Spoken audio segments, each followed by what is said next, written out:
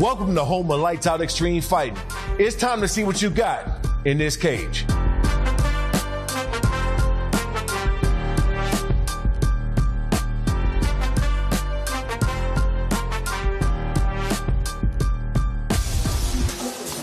We are back in Long Beach, the LBC, and there's going to be plenty of extreme fighting action inside the cage tonight because Southern California is going to be rocking and everyone is ready for the lights to first be turned on and then eventually the lights are going to go out. I am Pablo Alsina alongside Blake Bulletproof Troop, and we are pumped as always, and we are now at show number 12, Shawne Merriman building a monster. This may just be the best card we've ever had. This card is stacked. We have a title fight in the main event, title fight in the co-main event, the Belizean Warrior back. Man, this is a stacked card, Pablo. You mentioned the Belizean Warrior, a crowd favorite. He's here. Also returning in the co-main event for the lightweight title is Tommy Aaron. He fought in Lights Out Extreme Fighting 11. He just had twin boys. And today, Blake, he gets a chance at the Lights Out belt. Tommy has proven time and time again that he is a killer inside the Lights Out Extreme Fighting cage. Brandon Olsen has a big test ahead of him, and he's got to do something with his grappling to neutralize Tommy's aggression. And the main event also for a Lights Out championship belt, baby. In the flyweight division, we have Carlos Puente Jr. taking on Victor Rosas. Oh, this fight, Blake, is going to be fast and furious, baby. We saw Victor Rosas come in here and shock the Lights Out audience in his debut at Lights Out Extreme Fighting 10. He has a big test ahead of him in El Rey, Carlos Puente, tonight. We're always pumped. He's Blake Bulletproof Troop, National Wrestling Alliance wrestler as well. I am Pablo Alsina, and we are going to be rocking these mics for you today. So let's get to the fighting action. This is Lights Out Extreme Fighting 12. Let's go to our cage announcer, Tyson Johnson.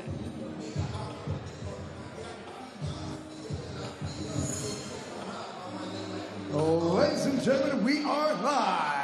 Welcome, ladies and gentlemen, to Thunder Studios. I'm your host, the Iron Man, Tyson Johnson. This is Lights Out Extreme Fighting 12.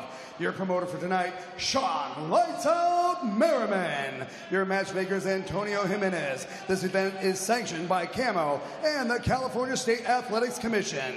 Your executive director, Peter Villegas. Executive officer, Andy Foster. Tonight, ladies and gentlemen, in attendance will be the Executive Officer, Andy Foster, and Commissioner, Anne-Marie DeMars.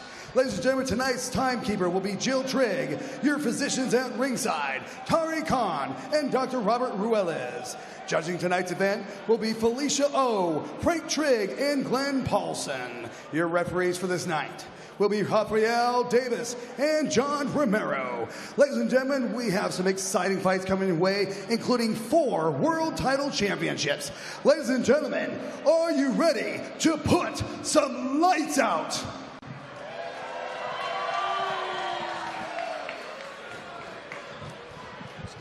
Introducing first to the cage, please welcome Bailey Pickett.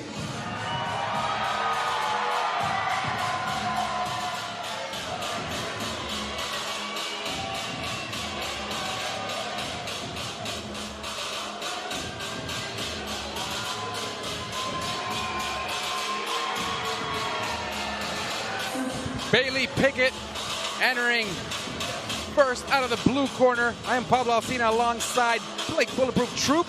Bailey Pickett fighting out of OCRTC and Lineage Muay Thai. He came up to me today confident, Blake. He said, I want you to shout out my coaches because we're going to put on a show. I like that. I like that. Yeah, he says he's a Muay Thai guy, but look at his ear. His left ear is chewed up, which means this guy is very skilled or experienced in grappling as well. Remember, we have title fight in the main event for the flyweight title. Title fight in the co-main event for the lightweight title. Action non-stop. Call your friends, tell them to put on Fubo Sports. This is Lights Out Extreme Fighting. Now, edition number 12. Oh, I love it, Blake. Yeah, I'm excited. This is a stacked card. We got the Belizean Warrior. We got Tommy Aaron. We got Victor Rosas. This card is stacked with talent, and I'm expecting a few people to go lights out. How do you see Bailey Pickett? He looks calm. Surprisingly calm. And sometimes when guys come out looking almost like a statue like this, I feel like they're in the best mental state because they're not driven by emotion. A little bit of smile out of his face as he stepped through the cage and his crowd cheered for him. He looks ready to fight. Ladies and gentlemen, please welcome Reuben Bowen.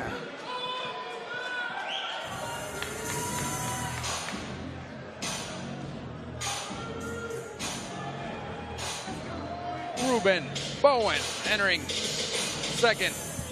Different style. Also very calm.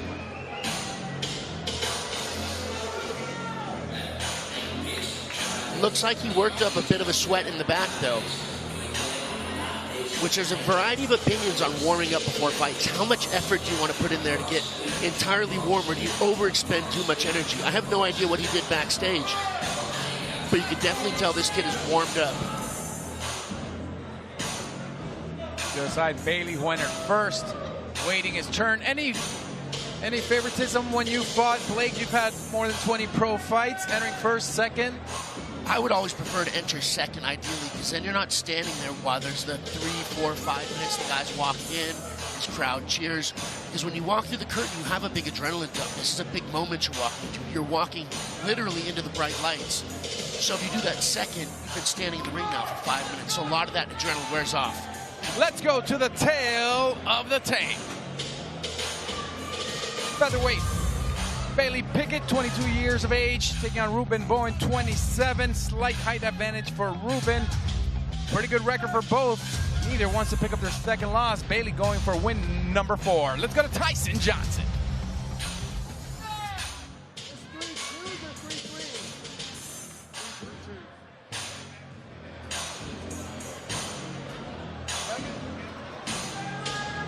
Ladies and gentlemen, this bout will be 3 2-minute rounds in the featherweight division. This bout will be for the Lights Out Amateur Lightweight Championship.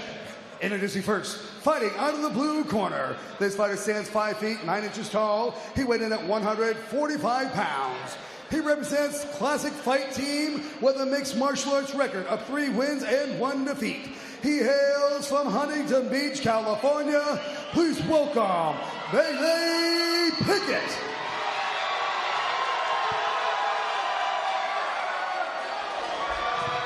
And his opponent, fighting out of the red corner, stands 5 feet 10 inches tall. He weighed in at 145 pounds. He represents Swanson Striking Systems with a mixed martial arts record of 2 wins and 1 defeat. He hails from Indio, California. Please welcome Reuben Bowen.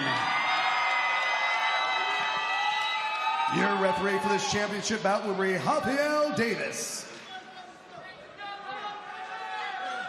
There is energy you can feel in this building. Fighters, rules in the back. Protect yourself at all times. Obey my commands at all times. Touch gloves now if you want to touch. Come out swinging. This is an amateur fight, but a belt is on the line, and I love that Shawne Merriman does that to give these fighters that recognition for what they've done in their amateur careers. Now the Lights Out Amateur Lightweight title belt is on the line. This might be amateur, but the energy and tension in here feels pro. These guys look smooth and ready to get inside and start banging on each other's heads. And the fight is on the way. Bowen out of the red corner with the black trunks. Bailey Pickett with the beard out of the blue corner. Lights Out Xtreme Fighting 12 is on their way. We're seeing good movement out of Reuben Cohen, where he seems to be coming in and out a little bit. He needs to do that. Oh, it's a left. Good kick. And Bailey Pickett responds with defense and then the body slam. What a beginning to the night. Yeah, these guys are both going after each other. Both guys landed. Now Pickett has ended up on top position. In half guard on top of Cohen. Now Reuben landed a punch and he landed a pretty good kick. So the judges see that, but then Bailey landed on literally a better position. Yeah, you know, I want to see what he can do with this position. He is in dominant controlling position. He should start trying to posture up and land strikes or get to a more dominant position like side control or mount. And he's a Muay Thai fighter. Haven't seen that from Pickett here. But Blake mentioned his ears. He knew he had the wrestling in him, and he's showing it. Help Bowen out. What can he do here? He's doing the right things by trying to climb his legs. Here he needs to create a scramble and get away. He cannot accept this bottom position. He needs to keep fighting and fight and fight and fight. As soon as he lets his back get flattened on the mat like this, he's stuck. Now he's stuck. Pickett was trying to get that mount, came close a couple of times, and see if he goes for it again. Yeah, fantastic top control. I definitely think that Pickett has some type of collegiate-style wrestling back. Whoa, sweep by Cohen on top now. Perfect spin by Reuben Bowen. In Spanish, they would say, "Le dio vuelta la tortilla." He flipped it over. Now he's on top position. Whoa, watch it forward. Oh, Pickett. What an ending to the fight. What a beginning to Lights Out Xtreme Fighting 12. An armbar. Pickett with the win. Wow, what back and forth action. As soon as Cohen started getting something, you'd see a counter out of Pickett, and that time it ended with an incredible armbar first-round submission for our new featherweight amateur champion, Bailey Pickett. That was an amateur fight, but Shawne, Merriman, let's bring them back when they're both pros, because what a good fight both ways. In the beginning, Reuben landed punches, and Pickett responded with the wrestling. Then Reuben thought he had something. Pickett responds and puts it away with the submission. Talk it through the finish, Blake. Man, both these guys were fighting to get the finish, and it ended up, Pickett ended up landing on top, or excuse me, Pickett landed on top, got swept over. Reuben was on top, throwing quite recklessly, and got caught in an armbar that Pickett was able to get the tap from. Wow, incredible performance by both competitors. Oh, man, I love it. Look at Reuben. He's smiling. He's like, man, I lost that fight, but I had it. And that's why amateur fights are so important, Blake. This doesn't hurt his record. He came in here. He learned how quickly you can go from winning to losing a fight. This was brilliant. This I love about Lights Out, and then reward Pickett with the belt. Yes, sometimes you just got to swing for the fences, and it doesn't always work out for you, but Reuben was in there swinging for the fences. Let's go to Tyson Johnson with the official decision. Ladies and gentlemen, after 1 minute 40 seconds into round number 1, your winner by way of tap out and new Lights Out lightweight champion of the world, Bailey Pickett. Bailey Pickett, the winner by armbar submission. Let's go to Bonnie with the winner. Bailey, you came in quick and strong. When did you settle in and know you had control of the fight? Right after he fell, that was as soon as I started taking control. We practice, train, hold position the entire time. Don't move, sit, heavy pressure, and sure enough, here we are. Here we are. And when did you know you could stick him with the arm bar for that submission? I just felt it, to be honest. As soon as you feel something in between your legs, you just hip in. Now, there's lots of energy in here. What can you say to the fans? Thank you all for coming out. You hear that? You hear that? That's what I thought. Congratulations, Bailey. Here's your winner. Bailey Pickett with the belt and the win and the submission. Bonnie with a great interview. Blake, you know a little bit about jiu-jitsu. You have a brown belt working on a black belt. Explain what he meant. When you feel something between your legs, you just got to pull it.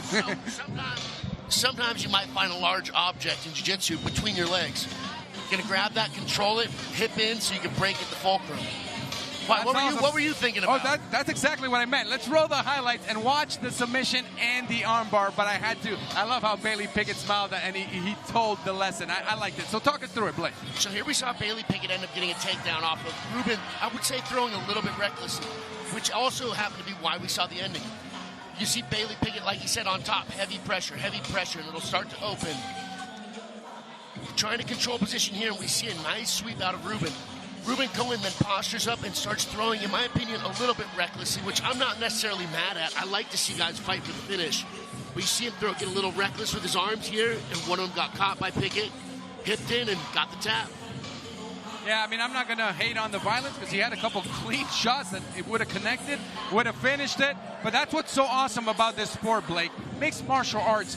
You can be a great boxer, but if somebody has an upper leg on you in wrestling, it doesn't work here. The other way around, you could be a great wrestler, but if somebody boxes you, other way. So that's why I love this sport, and we saw it here. We saw the boxing, we saw the wrestling. We didn't see any Muay Thai because it didn't go there, but then we saw the finish with the submission. That is the amazing thing about mixed martial arts is there's so many different styles and depths that people have trained in each specific style. So it's really fun to be able to watch the different combinations that people bring to the cage. when they get in and fight. Tonight we saw some well-rounded fighting, and you can expect a whole lot more tonight at Lights Out Extreme Fighting 12. That fight was for an amateur belt. We still have 2 main events for the lightweight title and the flyweight Lights Out Extreme Fighting title. It's going to be an amazing night. Blake Bulletproof Troop, I am Pablo Alsina. Find us on social media. Tell us you're watching. We'll follow you back. Are you pumped, Blake? Are you pumped? I am pumped, baby. My favorite thing is to watch people go, Lights Out. We'll be back with more Fubo Sports.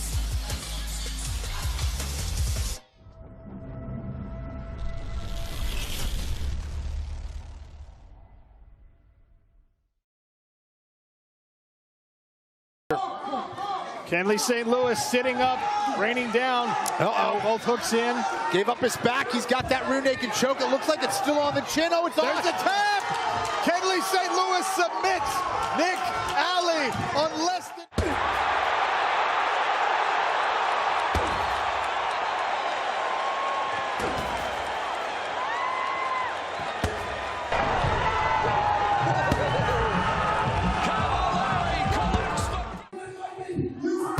He's not going to beat Andy Flynn's time, but I tell you what, he is stone ahead at this point. He rolls it up nicely, looks like he's got it.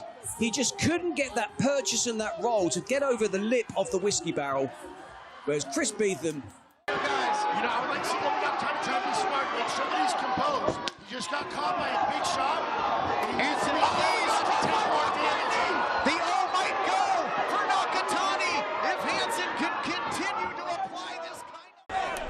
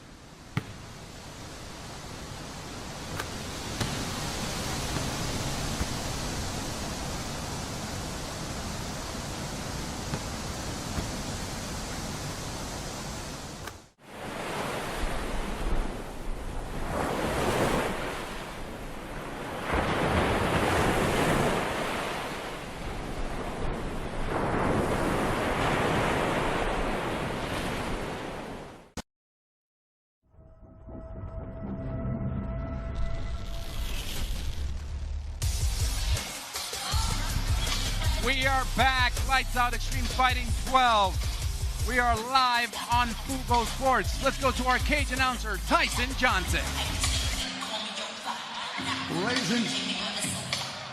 Ladies and gentlemen, at this time, please welcome to the cage, Giani Thomas.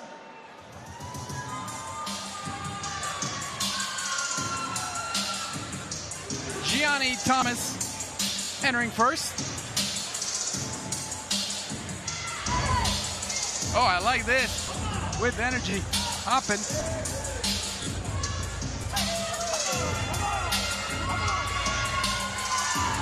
Ankle taped up. Kind of looks like a young John Jones, huh? A little bit? You could say that. So I like when guys come out and have just a little bit of energy. You're here, you're in the moment. Kind of, I don't want to say necessarily relaxed, but you're in that flow state of mind. I think when guys are too rigid, they're too in their head, or they come out and spend too much energy. I think this is the right amount of energy, at least for me personally, to come out and expend. Looks ready.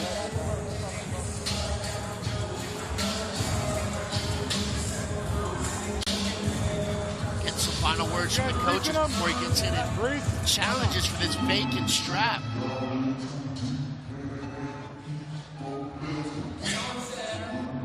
It's also an amateur fight. Lights out. They give credit to fighters that have built a career in the amateur ranks with lights out. They have shown growth. They have shown victories. And now they get a chance to fight for a title. And that's what is awesome about Shawne Merriman brand and Lights Out and what they do with their fighters. Yeah, you hear amateur fighter, and sometimes you might... Please welcome to the cage, Michael Burke.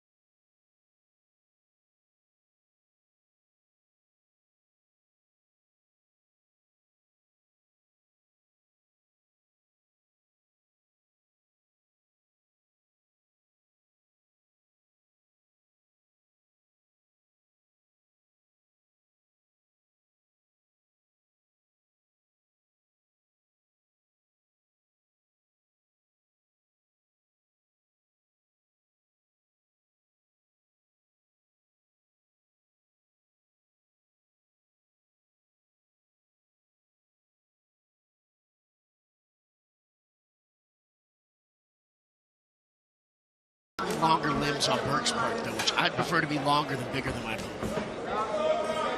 Reason being is it gives me a little bit more range on my punches and my kicks. There you see a short little right by Burke. Didn't want to throw it with all the intentions. You know, he's kind of testing this guy out. He's waiting to see what this guy does. Several times now he's thrown that leg kick. Burke twice in a row now has countered that with straight punch. See, again, that leg kick is the only thing he's thrown from range, and Burke already knows that. Probably did his homework. What's the reference in? I'm guessing maybe hand up, yeah, because he was kicking, reaching the hand out. I didn't see it exactly. Maybe stretching out the fingers. Yeah, probably. It wouldn't surprise me if it was the first thing we see out of Giani again is a right leg kick. Oh, nice counter right by Thomas. But Burke took it seemingly well. Oh, and he did it. Here comes Thomas. Now he's got a hook. You'd be surprised if he's able to finish this guillotine here where he's kind of holding. Actually, I can't see how his hands are wrapped up. But again, the last thing he landed on that combination was that leg kick, which looked like it had some serious force on it. And I said that Michael took that punch well, but I think it was kind of a delayed reaction because then it looked like he went down. Wrong punch by Thomas. I also think Michael Burke was probably a little confident because he felt like he had it figured out. I was expecting a leg kick, and he was too, and instead he got a right hook to the head that rocked his world for a second. It looks like he's probably recovered a fair amount. You can see him looking over now, listening to his coaches, trying to coach him to get off the corner, off the wall. This is the first 2 minutes of this fight. An amateur fight. This for the lights out bantamweight title. See, I'd like to see Michael Burke shimmy his hips to one side or the other. You can see his left side is able to escape off the cage. I'm surprised Giani Thomas got him off. Ooh! Pin swings and a miss.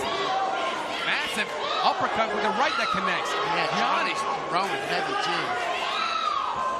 Oh, but Michael Burke responded. We got ourselves a fight now. Burke got a second win after that punch he ate a minute ago.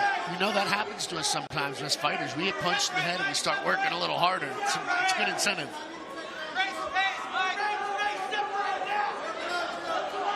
Corner telling Michael Burke to separate, create space. And Thomas breathing heavy.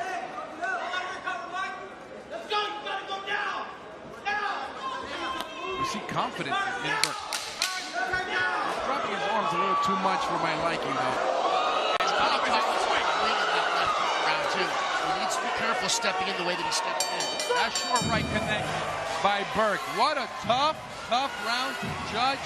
I'm going to make you the judge for this one because I kind of liked Thomas had the cleaner shots, but Burke was going forward. But there's a cut on Burke. I'm going to give the first round to Giani Thomas. I agree, just barely by a little bit. But I would say that cut is really the thing that would have changed my mind, or swayed it one way or the other. It was a very close round. Both guys got off a little bit. Both guys got hurt a little bit. But anytime you see damage on a fighter's face, I tend to rank that higher in terms of winning a round. Now, either Burke isn't fearing Thomas's boxing power, or he's just not afraid because he's dropping his arms. The arms are down the whole time, and then Thomas responds flush on the head, and it looked like it didn't phase Burke. Yeah, he took that one right on the chin, which I'm really impressed by because Giani Thomas is throwing heavy. That left hook, that was a right hook that he landed on Burke second highlights. These dudes are winging in the pocket, gunslinging right in front of each other.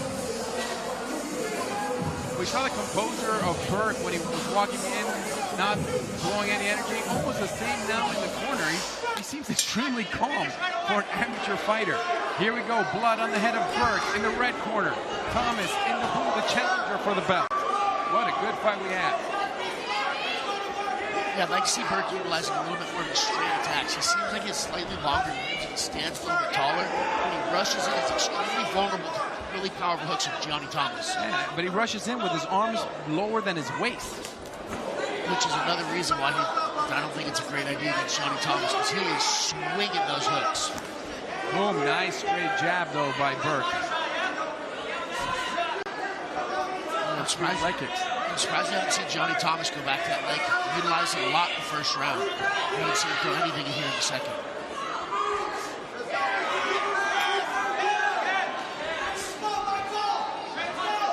Almost a time. I was going to say, if he's taking his time. Taking his time for that.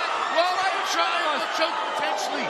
Oh, Michael Burke has got to secure his left shin to break down posture. Giani Thomas is doing the right thing by standing up, but he may still get caught in this triangle. Amazing heart by Michael Burke.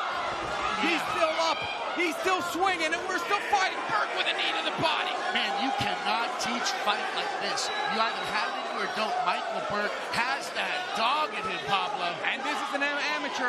Michael Burke also has that belt, and he does not want to give it up. What a fight. Lights Out Extreme Fighting 12. Michael Burke showing all the heart in the world, but he's definitely down 2 rounds to none in my book right now. We're only halfway through the second round, though. There's a lot of time left on the clock. A lot can happen. In my opinion, Giani Thomas is slowing down. That's what I was in the middle of saying right before he landed that big, powerful hook. I was saying Giani was waiting, taking his time, waiting for that knockout punch, and boom, it looked like he had it, but Michael Burke, like Jason Myers in Halloween, he's on his feet again. Yeah, 60 seconds. I'm impressed that he took that, and not only that, but the amount of aggression that came out of him instinctually in that moment. Because you can't teach that. You teach people moves all day, but you can't teach them to get up and fight to the death like that. And you said instinctively, there's lots of people instinctively quit, and he did not, especially for an amateur fight, and he did not quit. He's saying, no, I'm not going down easy. What a fight. That's why I mentioned the amateurs. Sometimes you might think they're not as good, but dude, these dudes are beasts. Always the best fights here at Lights Out Extreme Fighting. 30 seconds to go. Burke trying to steal this round away from Giani Thomas. But that's a lot of blood on the face of Michael Burke. Body shots to the body. Yeah, he's got to continue to hit the gas pedal, Michael. Giani Thomas looks like he's holding on. He does not have a whole lot left in the tank. Man, that is a lot of blood there. Covered in blood. I wonder if the doctor would stop this. I know it's for a title, but it's an amateur fight. Yeah, the cuts on his head, it looks like, though. I'm surprised if they already took a look at it between rounds. It doesn't look like it's in a position to prevent. Whoa! This is what I mean. He needs to hit the gas pedal and unload when he gets in spots like that. And everybody applauding these two. What a fight. I want to see the replay because we all thought the fight was over. Happened right in front of us, and Michael Burke responded with heart. Yeah, that right. I believe it was a right hook that he caught him with. Sweat flying off his head. That could have been a knockout, but not in Michael Burke's world. Yeah, it was an overhand right that landed with everything, and we'll definitely see it here as we check out the highlights from round 2. Here comes Thomas, boom, with an overhand right, and it looked like it was all she wrote. Talk to me about the heart of Burke. Yeah, so immediately Burke lands on his back, almost should have been knocked out, hit right on the button, and then lands in a triangle position and really fights for this triangle here very smart strategically and uses it to get back up in the top position or get up off the bottom. Then he responds with that knee. He dominated the last minute 30. In the corner, they're yelling at Michael Burke, let's go, you got this, you got this. The other side, what can Giani Thomas do to finish this? Because he's put on a really good fight also. You know, I think be patient and look for his shot. I think exactly what he did there in the second round, if that's what the plan was. I would tell him to be patient. You know Michael Burke's going to come forward because he's probably down 2 rounds. Doctor checking that cut again. I'm not surprised we're looking at it. I don't think it's fight stopping. Yeah, good Doctor says he's good. Round 3. So a big thing about cuts is they usually stop a fight if it impedes a fighter's vision, because then they can't defend themselves. Round 3 underway. Burke taking on Thomas. I think Burke has an urgency to get in and win this fight by putting his opponent away. I think that's how he decisively takes his title home. I think Giani needs to sit back and relax and find his shots. Burke keeps lowering those arms. Thomas will just keep waiting for that overhand right again. Exactly. He just there. He's maybe 5 inches off, but he just needs to time that collision. There he tried to drop down and get a takedown, did not get it. Burke knows that if he stays on his feet, he might have enough to win this, but I wouldn't play it safe. Like you never know what the judges saw in round 2. No, I don't think this is a bad idea. Putting his opponent, Giani Thomas, against the cage, tire him out for 30 seconds. I don't think he's got a ton left in the tank. And in the last 2 minutes, then start to really look for a finish. He's got to keep those hands up because Giani swings for the fences like, oh, he can't just take those shots. And he keeps tagging him. If he keeps dropping his arm, he does not fear Thomas' power at all. Or he's just getting tired, but what a fight. 2 minutes to go in this one. Or he's just so focused on getting in and doing what he's trying to do that he just walks through it sometimes, which I can relate with. Smart fight. Oh, really? That was a jab, but it came with furious power from Burke. Yeah, and now he's stepping on the gas. Burke was strategically moving, finding himself in advantageous positions, landed a big punch, saw that the angle was there, then landed a big kick that has now set this barrage up. Oh, I want to see these two again in the cage when they're pros. We have 90 seconds left in this fight. And I want to see Burke disengage and re-engage and throw a barrage of attacks. Giani Thomas looks fairly tired to me. There's 75 seconds left in this round. Burke can steal this from him, in my opinion, if he floors it right now. But do you think if he wins this round, it would be enough? I think he needs to put him away. Oh, exactly. I think he's got a minute to put him away if he wants to take his belt home. I don't know if his corner knows that. And now Tom is doing a brilliant job just holding it. He thinks he's got the first 2 rounds won.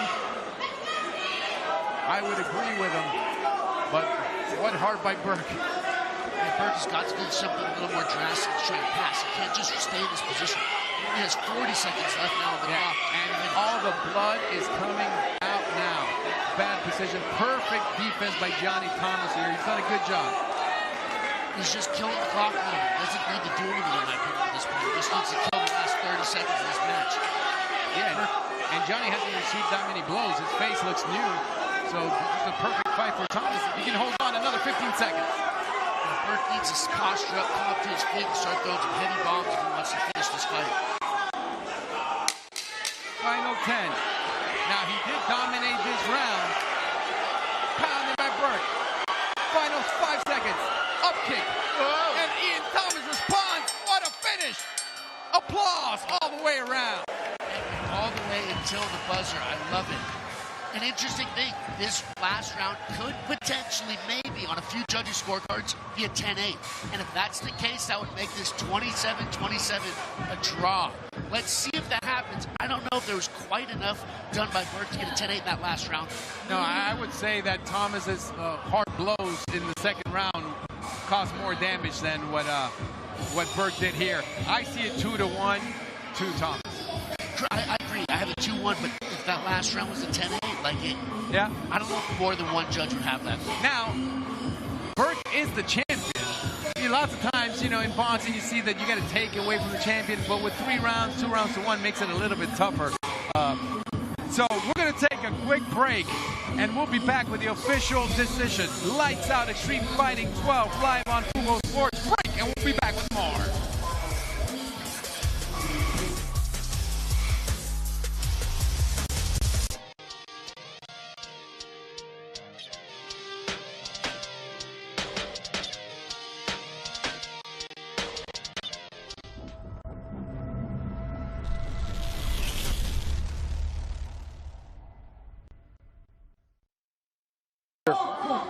Kenley St. Louis sitting up, raining down. Both hooks in. Gave up his back. He's got that rear naked choke. It looks like it's still on the chin. Oh, there's a tap. Kenley St. Louis submits Nick Alley on less than...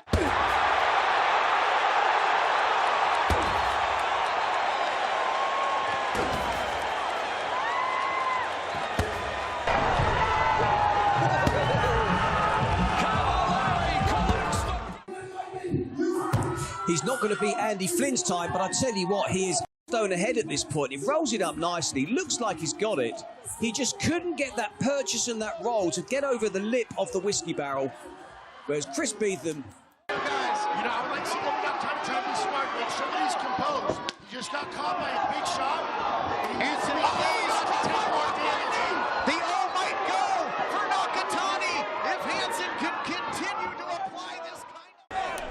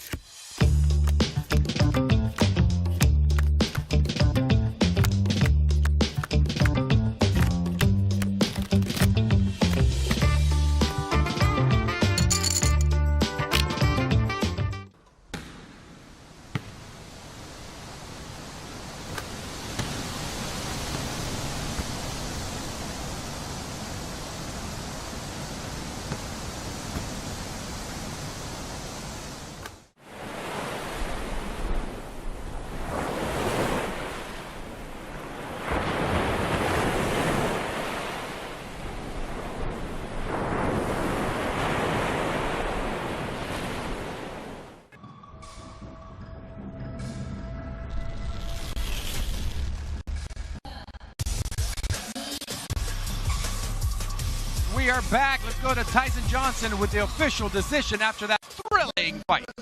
Applause to both of these gladiators. And now, ladies and gentlemen, after 3 exciting rounds, judge number 1 scores about 29-28. Judge number 2 scores about 30-27. And judge number 3 scores about 29-28 for your winner by unanimous decision. And still, the lights out, bantamweight champion of the world, Michael Burke with the win. One judge had it 30-27 for Burke. Again, it's the fight game, Blake.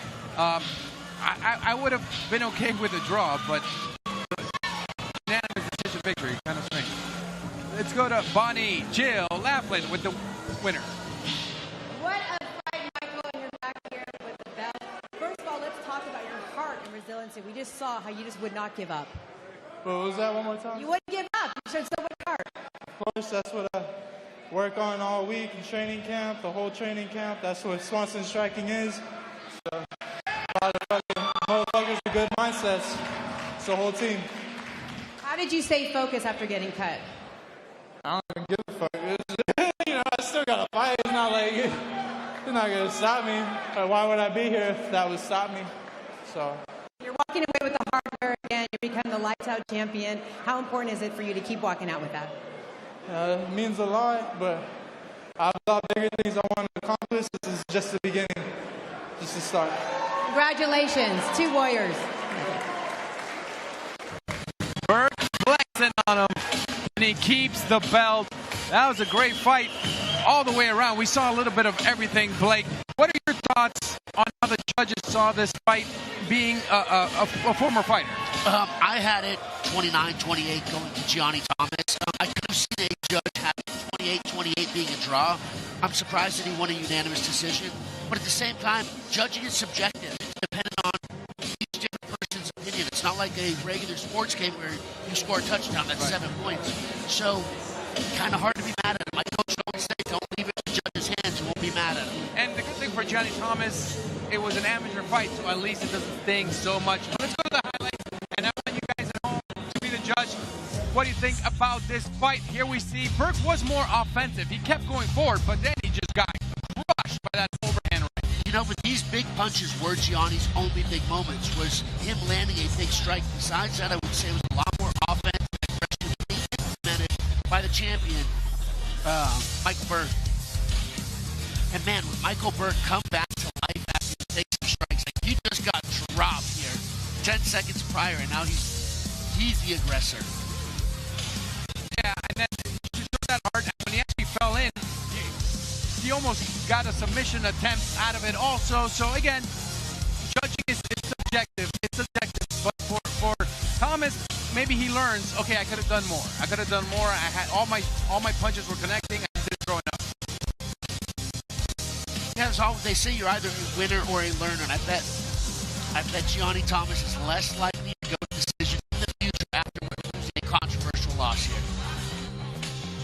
Yeah, that final shot. I mean, we just seen just the first 2 fights, and we saw 2 thrilling fights. And remember, we have 2 title fights in the co-main event and in the main event. Shawne Merriman, I'm sure it will be here in a little bit. Blake, tell the people what we have in store for them. Oh, tonight we got Tommy Aaron going to war. We got Victor Rosas trying to fight for a belt. We got 2 title fights coming tonight. There's going to be an action-packed card here at Lights Out Xtreme Fighting 12. And up next, we have Sovankesa taking on Brandon Art. Quick break, and we'll be back with more.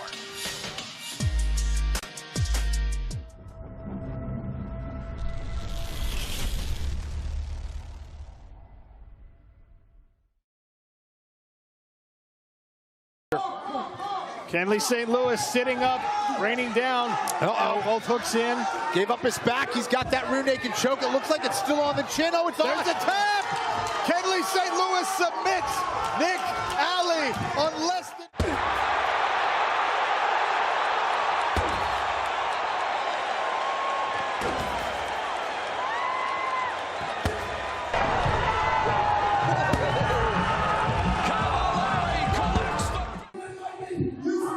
He's not going to beat Andy Flynn's time, but I tell you what, he is stone ahead at this point. He rolls it up nicely, looks like he's got it. He just couldn't get that purchase and that roll to get over the lip of the whiskey barrel. Whereas Chris Beetham... Guys, you know, I would like to see them got time to try to be smart, make sure that he's composed. He just got caught by a big shot. Anthony Hayes to take more damage. The all might go for Nakatani if Hansen can continue to apply this kind of...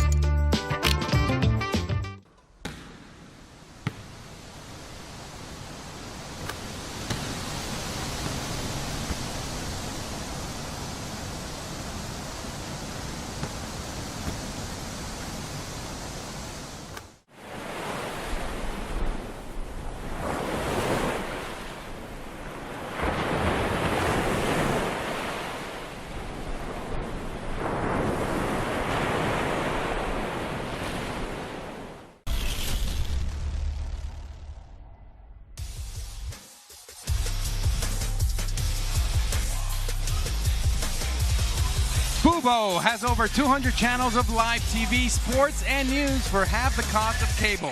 To celebrate Lights Out Extreme Fighting 12, Fubo is offering a special discount for Lights Out fans. Visit FuboTV.com/LXF. That's FuboTV.com/LXF to start your free trial.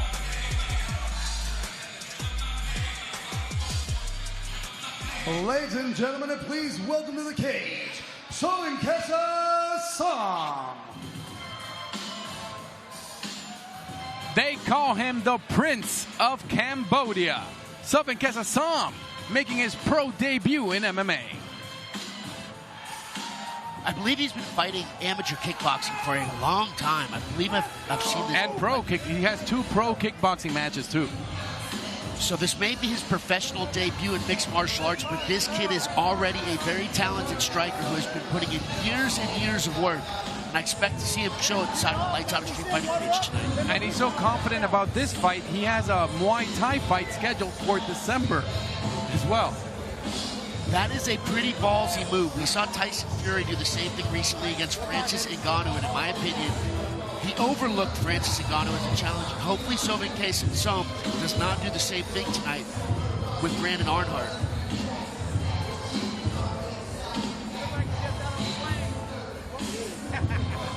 And you can see in Sovankesa's corner, AJ McKee right there, former Bellator champion. Maybe he still is the champion, I'm not entirely sure.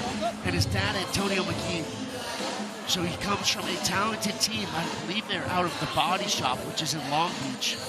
He has I love the McKees. I did a story on the father and son. They both fought on the same card one night.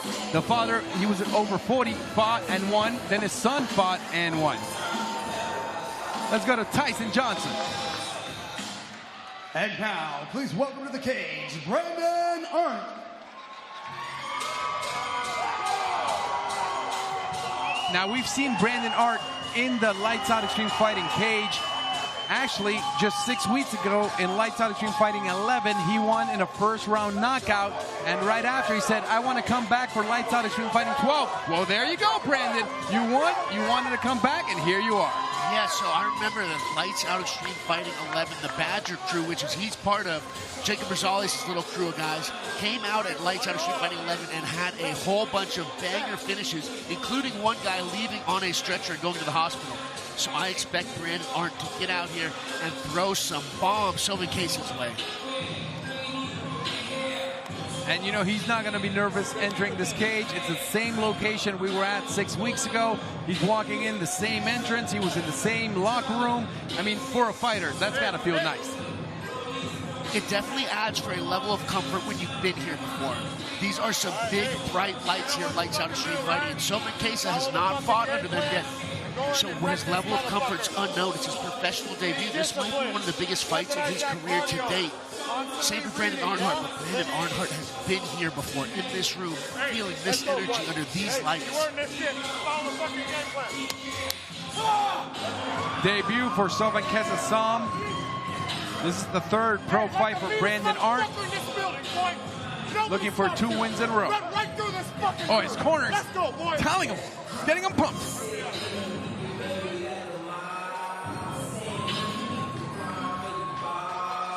Let's go to the tail of the tape. Blake, any numbers that jump out? So we see a 5-inch height difference, 5'7" for Sovankesa and 6'1" for Brandon Arnhart, which is incredibly tall for 135 pounds. Also, we see Arnhart has 2 previous fights. This is Sovankesa's mixed martial arts debut. So he's inexperienced in terms of competition in mixed martial arts. Let's go to Tyson. Ladies and gentlemen, this bout will be 3 5-minute rounds in the bantamweight division. This bout is being brought to you by Fubo Sports.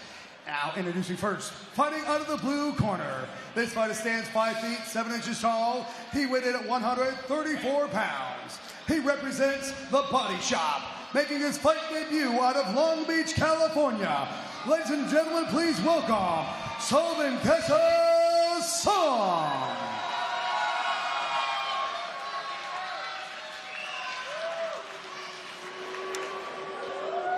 And his opponent, fighting out of the red corner, stands 6 feet 1 inch tall. He weighed in at 134 pounds. He represents the Den Training Center with a mixed martial arts record of 1 win and 1 defeat. He hails from La Habra, California. Please welcome Brandon Arndt.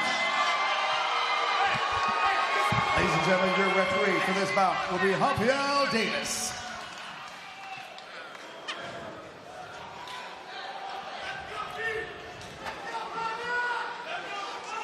Since before our first fight, we mentioned the energy here just feels special, and we're feeling it again before this fight. I'd be surprised if this fight left the first round. I think these dudes are about to start slinging some heavy leather at each other. Sam, Arndt, and the fight's underway. 6'1" and cuts down to 135 pounds. Impressive. Yeah, Brandon has that leg, but Sovankesa Sam with a quick little combo. Yeah, and he closed out that combination with a beautiful leg kick. Again, close the combination with a leg kick. Again, 4 times in a row. Every combination is closed with a leg kick. The combination, not that much power, but it gets in, and boom, the kicks have been landing. You know, I think the goal is to land the kicks. So you got a guy who's 6'1", fighting 135 pounds, with long, skinny legs. If you can chop those legs like that repeatedly, the guy's going to lose a lot of his mobility. Well, what's impressive about Brandon, he's 6'1", but you look at his legs, they're still bigger than Sovankesa Sam. I'm shocked that this kid can make 135 pounds. Yeah, right? You can see that Arndt's wised up a little bit to that outside leg kick and kind of keeping a little range at the end of exchanges. Oh, another good kick by Sam. 2 pro kick fights for Sam. This is flying knee by Arndt that barely misses. I'm interested now to see what Sovankesa Sam's grappling is like. He's pressed up against the cage by a guy who does have good grappling. So let's see how well he's prepared for grappling exchanges in mixed martial arts.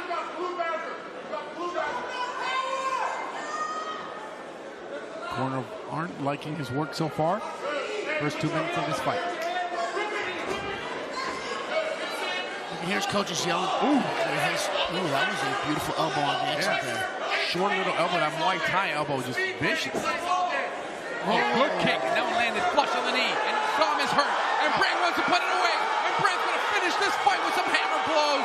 Hit the gas pedal when he needs to. He needs to keep this up and continue to land shots. The referee is close to stepping in. He can't stop right now. He needs to continue to unload. Now Brandon, he's on top. He's got the length, he's got the size, he's got the power, and he definitely has the time to finish this fight. And you just saw him rotate his opponent, so his opponent's head stuck against the cage. Watch him posture up now and land some big strikes on Sovankesa, who cannot move his head now. How about Sovankesa Sam, his MMA debut? What can he do here? A Muay Thai fighter's not comfortable on his back. He's got to get up so his back's not flat on the floor. He needs to get his back against the cage and start using the wall to help him get up instead of his opponent using it to trap him down. I'm interested to see if there's damage to Sovankesa's left leg. He took a kick there, and the knee almost buckled a little bit before this onslaught started.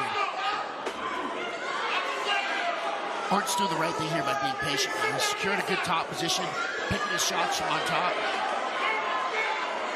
Dom just trying to work his way out of there. Oh! The down connect? Into the chest, it looked like, man, I don't know if that was an axe kick or kind of like a heel stomp. That was... I'm surprised he let Sovankesa get up there. I feel like this is Sovankesa's world standing. He's doing a great job. Oh, his leg is hurt. His leg is hurt and his knee is hurt. You know, that's what it looked like when he took that first kick over here where the way his leg buckled. Oh, Sovankesa saw him with enough kick that could... Oh, right punch. And Arn got caught. And Arn is now spinning. Sovankesa came out firing. The Prince of Cambodia. Yeah, landed some big shots, came out. Turned some momentum around. Let's see if he can keep it going his way. But he let Arn get his feet under him because I thought he had him for a little bit. Now, Arn responded. Oh. And so, and it's right. And he's going to finish it. Again, now with the left. Great defense by Sovankesa. I think it's about time. And it's over. Wow. What a fight. Brandon Arn. Incredible performance by Brandon Arn. Comes out and gets the better striking of the striker. Started that TKO finish with a big head kick. What a win for Brandon Arn. Brandon Arn and Sovankesa, to his credit, he got up and he turned the fight around and he unleashed all he had. And I think that's the little gas he had left. Once it went away, Arn just finished the fight. It also makes me wonder if he has a knee injury, and that's why he didn't continue to chase it. He wasn't able to. Because it looks like he's holding, I can't tell if he's sitting over there a little bit injured or just taking a moment to himself, maybe both. See, the Badger boys are excited about taking home a big win. Yeah, here you can see Sovankesa. Losing's tough. Hopefully he's not hurt. No, looked like his left knee took some type of injury damage during that first round. I can't wait for the highlights because Sovankesa responded with an up kick to the face and then a straight right, and he charged. And then I think you're right, Blake. I think his leg's definitely hurting. Hopefully he's okay. But what a fun night of fight. I'm telling you, the energy here is special, and Lights Out Xtreme Fighting is putting on another amazing show. Yeah, what a banger. And that's our first professional fight. We've had 3 fights tonight on the card, and they have been bangers. Let's go to Tyson Johnson.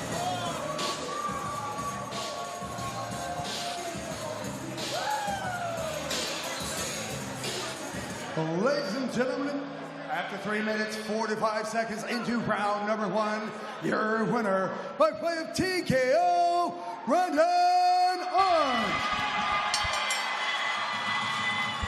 And there you can see the Badger crew flag wrapped around Brandon Arn, and that is all the blood from their opponents and wiped all over it.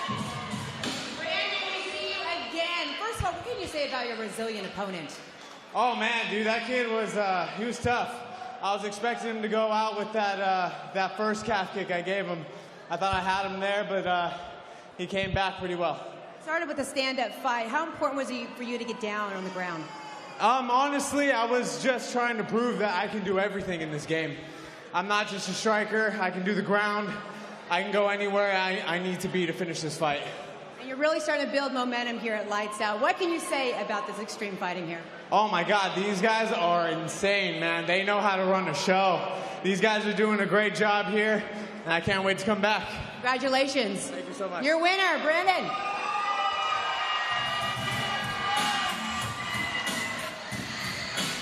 So for everybody wondering, how come their flag is so dirty? Why is it so dirty? The flag is not dirty for no reason. Explain, Blake, why that flag is so dirty with so red. All that like brownish red marks on there is all blood from their opponents that they wiped up inside of the cage after they fought.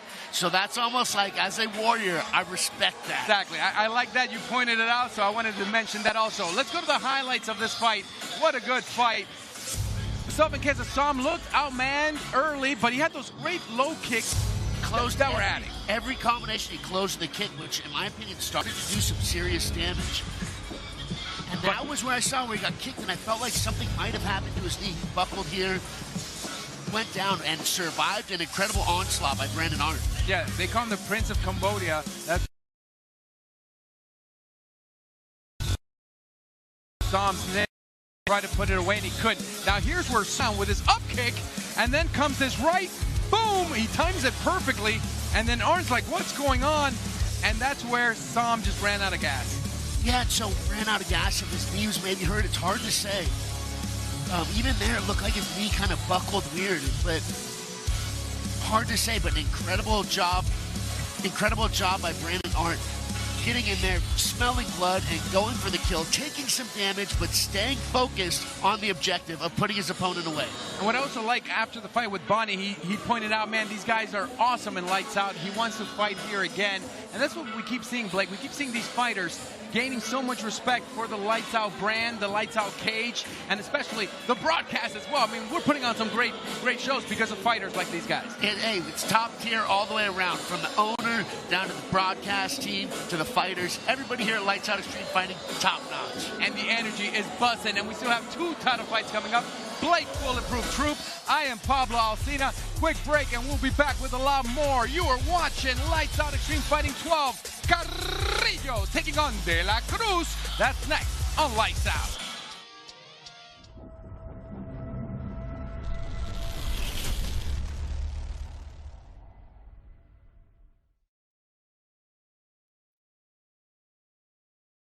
Back, he's got that rear naked choke. It looks like it's still on the chin. Oh, it's there's a tap! Kenley St. Louis submits Nick Alley on less than...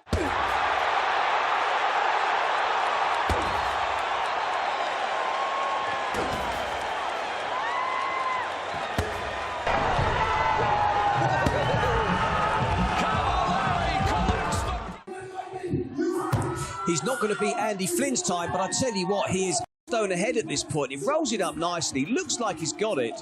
He just couldn't get that purchase and that roll to get over the lip of the whiskey barrel. Whereas Chris Beetham... Guys, you know, I would like to see them got time to be smart, make sure that he's composed.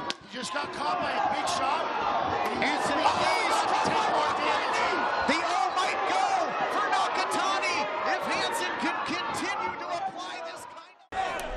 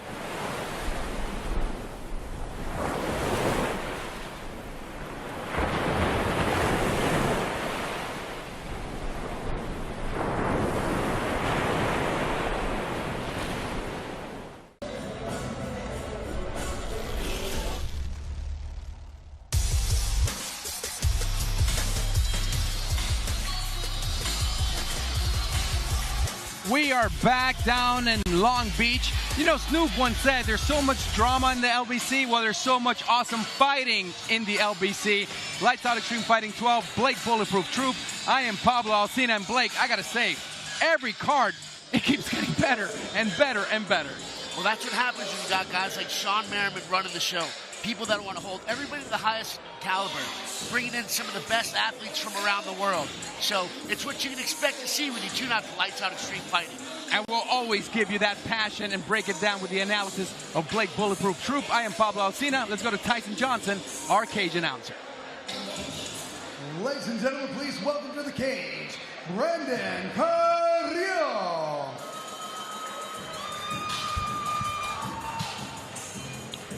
Yep. Brandon Carrillo comes in. This fight, 135 pounds, bantamweight, con la bandera de Mexico. ¡Viva Mexico! Big shout out to all the wonderful people from Mexico. I lived in Mexico. My wife is from Mexico. Amo a Mexico. ¡Viva Mexico! Brandon Carrillo entering first in the blue corner. I'm a big fan of watching Mexican fighters fight. There are some cultures that just have fighting in them. And the Mexican fighters, particularly in boxing, are some of the funnest fighters to watch. Cario with 2 wins. His last fight was at Bellator 293 in March. He lost in that one, but that's the level of fighters that want to fight in Lights Out. He was just at Bellator 293, and he makes his return fight here at Lights Out. And he has Herman Tirado in his corner, so he's out of Game-Bred Fight Center down in San Diego. So he has an incredible coach who's been traveling around the world for a long time, coaching and fighting in a variety of different promotions. So he comes from a solid team.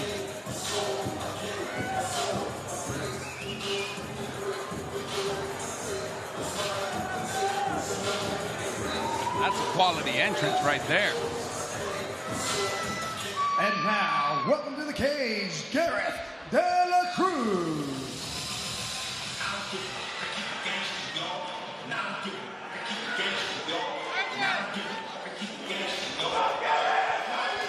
De La Cruz entering second. De La Cruz, 41 years young. His last fight back in 2022. But those are those fighters that age doesn't matter for them. Like, they want to fight any day they can, and Gareth De La Cruz says, I'm here. He's got 7 victories to his name in his pro career. He wants number 8. You know, I think age can be a double-edged sword. One factor, you can have more experience, you've been around longer, maybe a better understanding of the game. But at the same time, with age and wisdom comes mileage on the body. The body doesn't perform the same when you're a little bit older. Every 5 years or so, significant decrease in performance output, in my opinion, particularly in fighting, which is a young man's sport.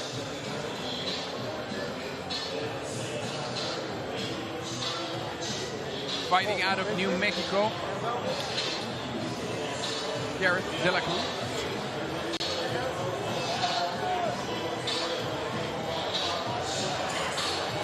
Take a quick time to tell you that Fubo Sports is awesome, and if you want to watch cable TV and all that, you have to check out Fubo TV. They have it all, including Lights Out Extreme Fighting 12.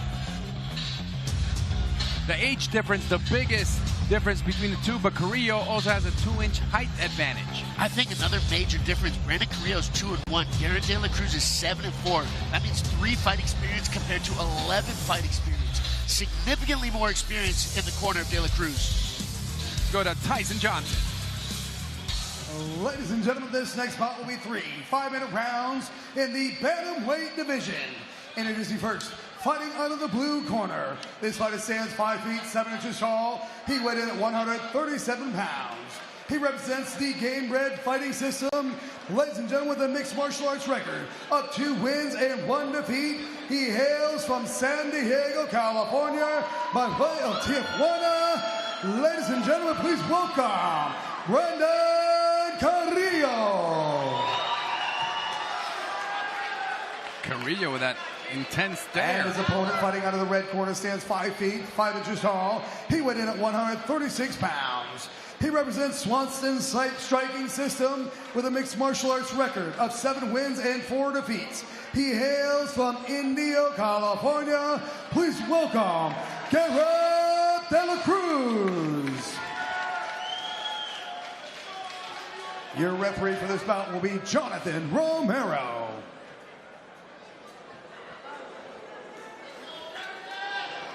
Cario taking on De La Cruz, 135 pounds.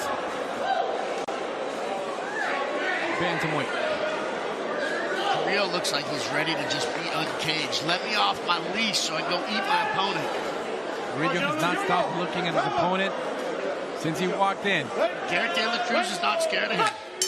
This should make for a fun fight to watch. Good respect. Look at the gloves. De La Cruz in red. Carrillo in the black trunks. Nice combination by Carrillo. The uppercut connected. A great job of Cario to switch to the takedown. And that's one of the best times to go for a takedown is the middle of an exchange. He's able to clasp his hands here under his opponent's butt cheeks and lift him up and take him down just like that. Now he needs to turn and rotate his opponent so his opponent's back isn't straight against the cage. As long as he's there, he's going to be able to use the cage to get up just like he did there. De La Cruz, 41 years old. Plenty of fighting experience. Cario's on his back with one hook. Maybe it's not as dominant as being on the ground with one hook. He's definitely a step closer to being able to take his opponent back. Cario, pressure, has the back, still has the back, and he takes De La Cruz down. Let's see if he's able to keep it. Whoa! I can't see he's got the chin from there than that. The blow is covering our view. Couple blows by Cario. Well, he should just flatten him out here and just start pounding on him. Well, he might get this. Tons of time left, 3:45, trying to get that rear naked choke. Yeah, but this expends a lot of energy holding yourself on a guy's back like this. Unless he gets the body triangle like he has now. But even then, it's very demanding to stay in this rear mount position. De La Cruz able to stand up. That takes a lot of gas out of him as well. De La Cruz doing the right things by trying to fight the hands and then use the cage to kind of peel his opponent off. He's always trying to jam him into the cage and rotate around it. But that leg lock is solid around the waist. So that's why his job is turn and put that foot against the cage. Same thing we do if you're on the ground. Cario has got a ticket on the back of De La Cruz for over a minute now, and he brings him back down. And there's a tap, there's a tap. You can see it, and it's over. Brandon Cario with the rear naked choke came in, controlled the fight, and then finished. Yeah, and it got that position. Only had one hook in standing, utilized that all the way down to full back mount. De La Cruz stood up and then utilized some striking to open up the submission. That was a great technical battle by both these guys. I expected to see more hands flying in the air the way they were staring at each other. But what a great technical battle between Gareth De La Cruz and Brandon Cario. De La Cruz showing heart, and you can see that emotion in his eyes. He knows this might have been one of his last, if not his last fight. And it still hurts, you know, it still hurts to lose every single time. Cario, younger, just got the position, and then he finished it. It was a very systematic approach that Cario had once he got that first hook in on the back. He utilized that, was able to continually pressure himself into a position until finally getting that rear naked choke. You've seen the emotion. He's fighting back tears, man.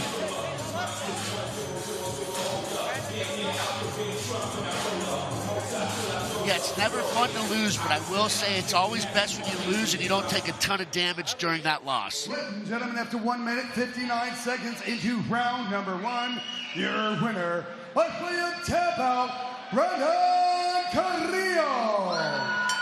Brandon Cario with the rear naked choke for the win.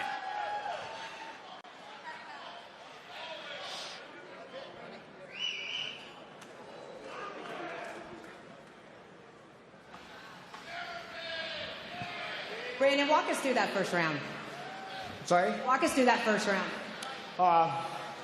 Nothing. I just felt really comfortable. I already knew that he didn't have that much grappling, so I just listened to my corner, stick to the plan, and that's it. Just listen to my corner.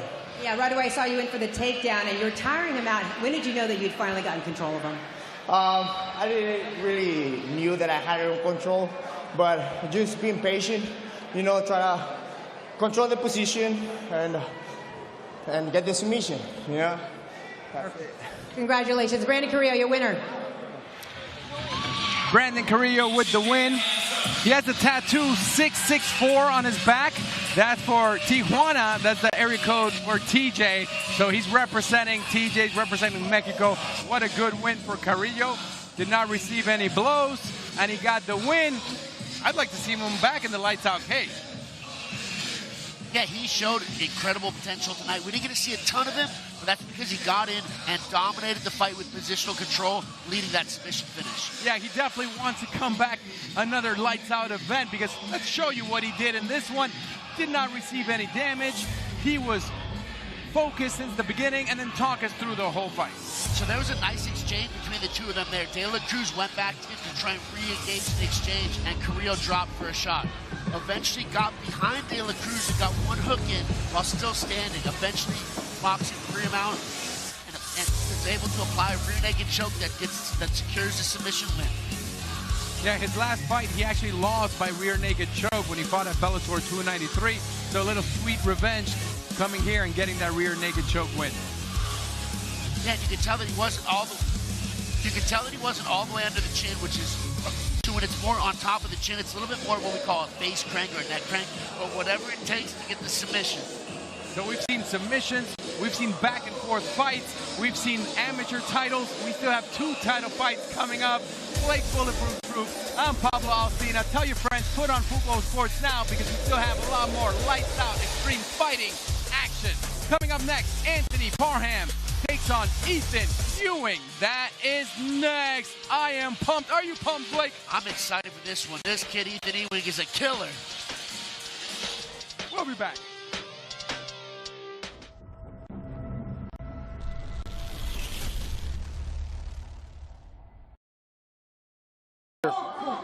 Kenley St. Louis sitting up, raining down. Both hooks in. Gave up his back. He's got that rear naked choke. It looks like it's still on the chin. Oh, it's there's a tap. Kenley St. Louis submits Nick Alley on less than...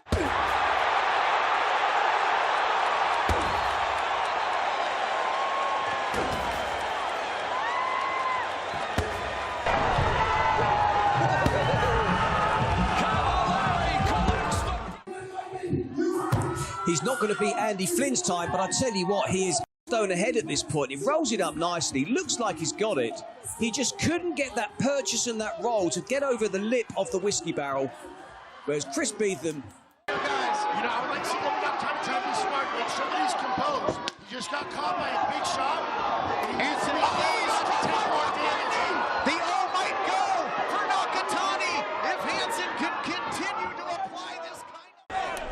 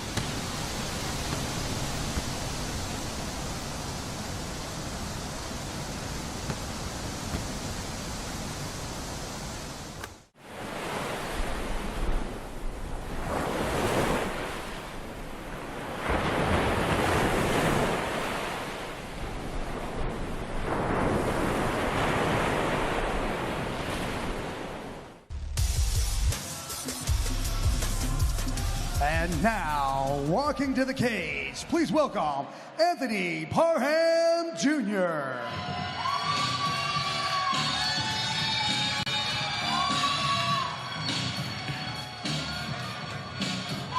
We gave a shout out to Mexico for this fight. God bless America. The USA flag and Anthony Parham representing the Stars and Stripes.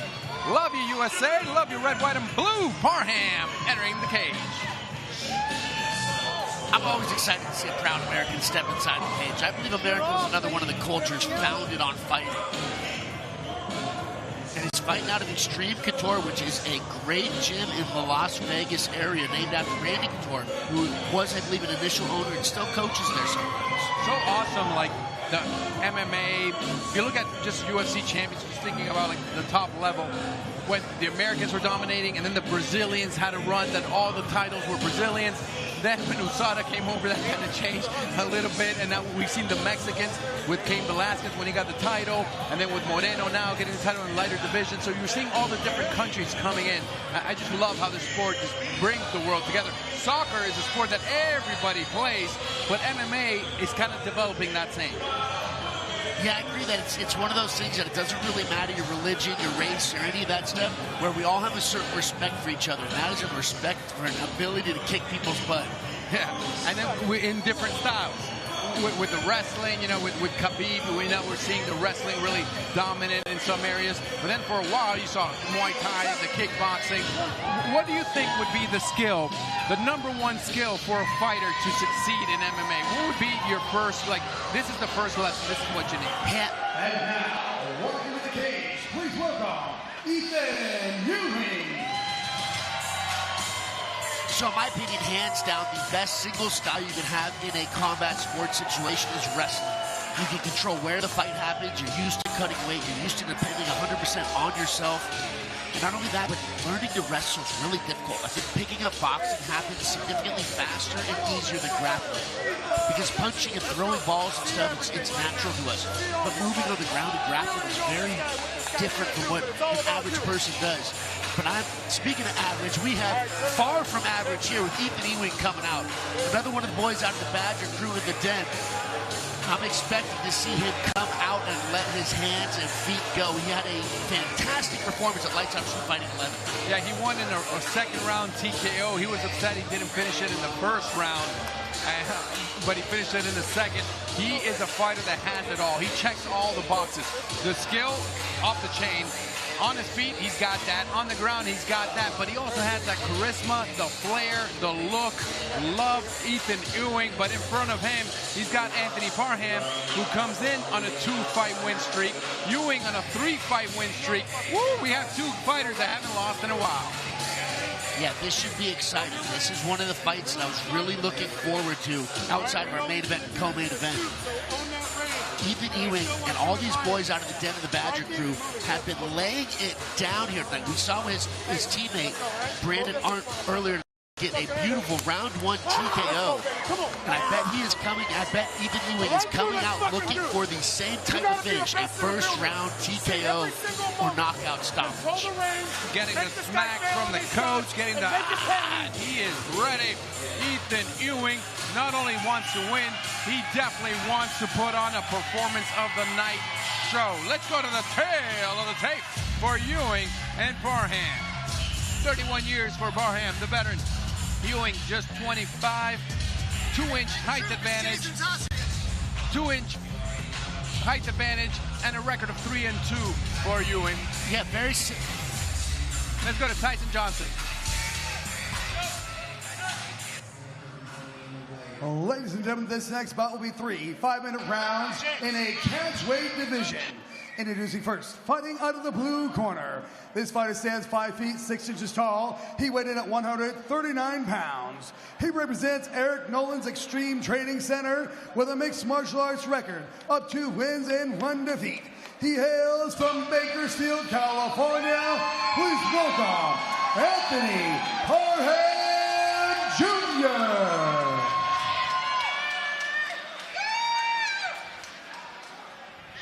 And his opponent, fighting out of the red corner, stands 5 feet 8 inches tall. He weighed in at 140 pounds. He represents the Giani Training Center with a mixed martial arts record of 2 wins and 1 defeat.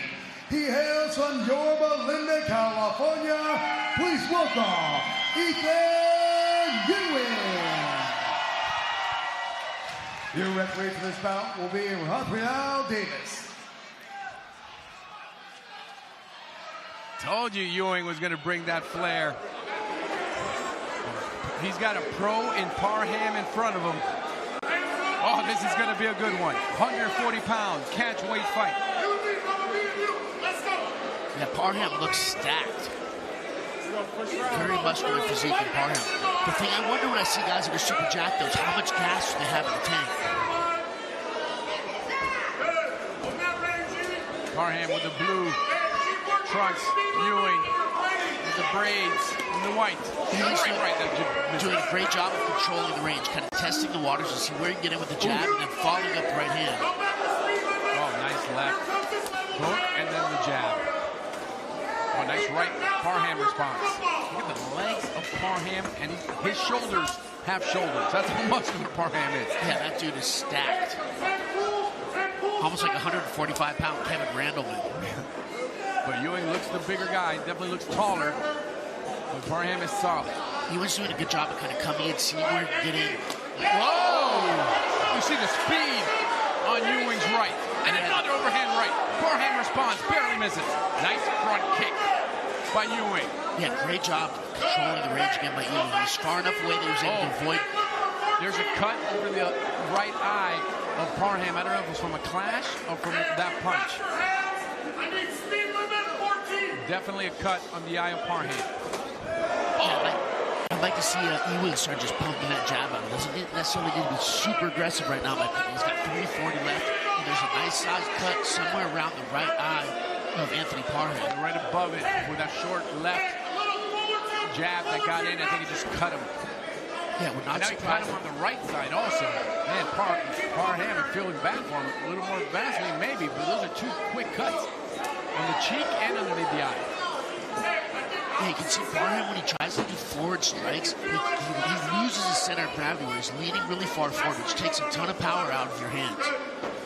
I would have thought Parham with that body would have been more of a wrestler looking to take this fight to the mat.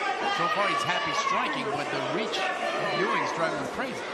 You know, I don't know if it's so much the reach, but it's his ability to control range. The way he angles out and backs up, he's just barely out of range. And you'll see him come in and counter-strike like that.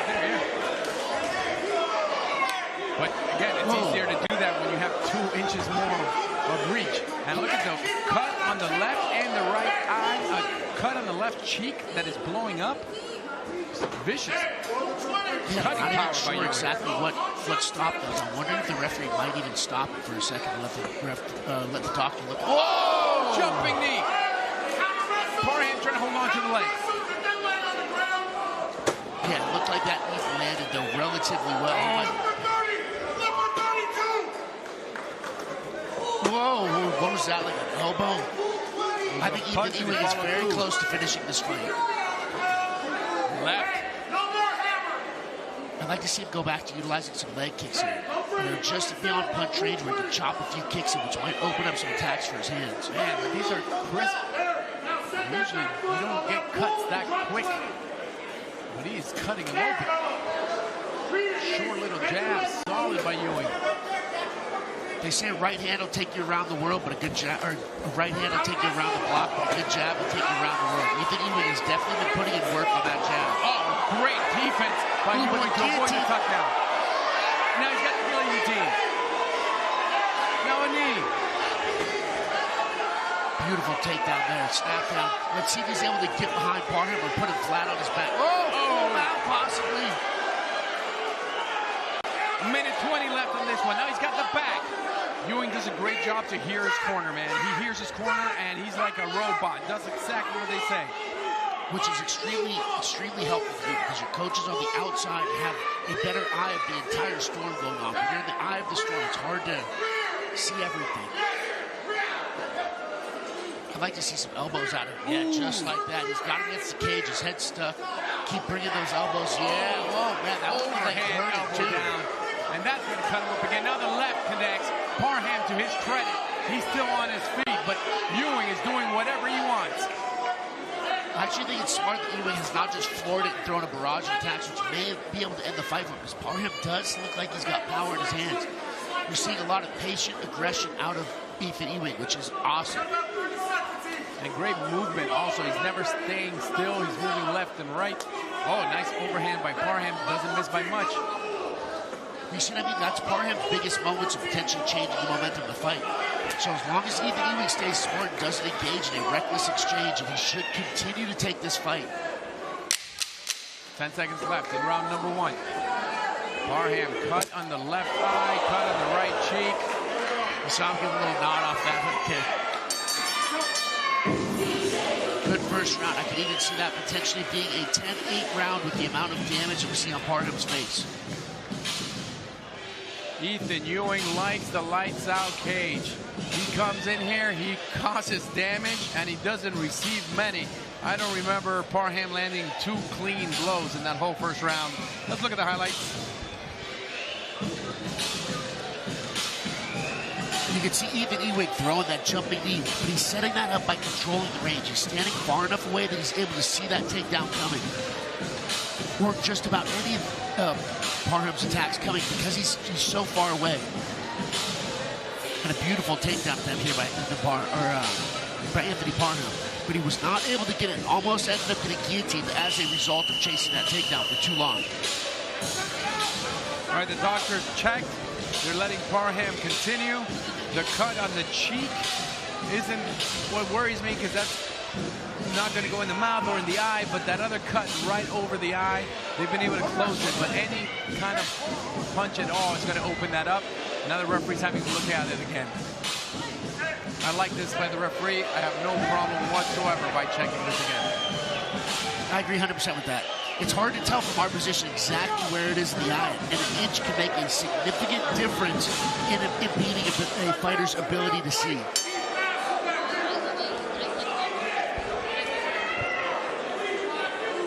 Parham. Ewing with the white trunks, dominated round 1. Parham, to his credit, he's still swinging. I would say we're actually seeing some of the most offense out of Parham here early in the second round. Ewing looks like he's growing also. He just carries his weight so well. And he's got a beautiful amount of pressure, applying just a little bit of pressure all the time, but also backing out, where it makes it really hard to catch your breath and breathe because you don't know when you're going to be engaging or not. Now look how he looks over at his coach. He goes, okay, what do I do? Grab the wrist? Okay, and he does it exactly like his coach says.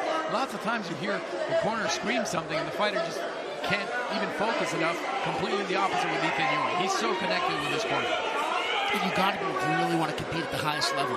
And there's a lot going on when you're inside the cage, so it is hard to pay attention to that, but you need to be able to do that to compete at the highest level. Looks like Parham is slowing down just a little bit. We saw a lot out of him at the beginning of his second round.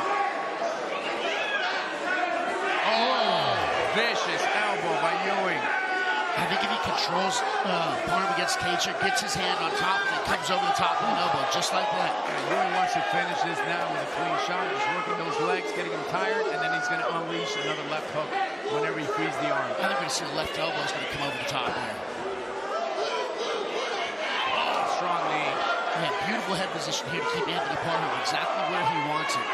Picking his shots, landing some damage, and then continuing the forward pressure. And if Parham can land the blow, get some kind of confidence, but he hasn't even been able to do that. Just pressure nonstop by Ethan. But I love how you said it. Smart pressure. He never gasses out. He kind of reloads, settles, delivers damage, and he repeats it again. You know, it's at the right times.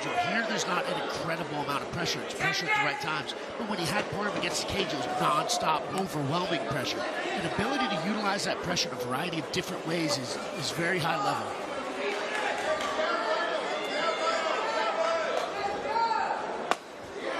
I'd like to see Ewing go back to that jab. He was having great success with it in the first round.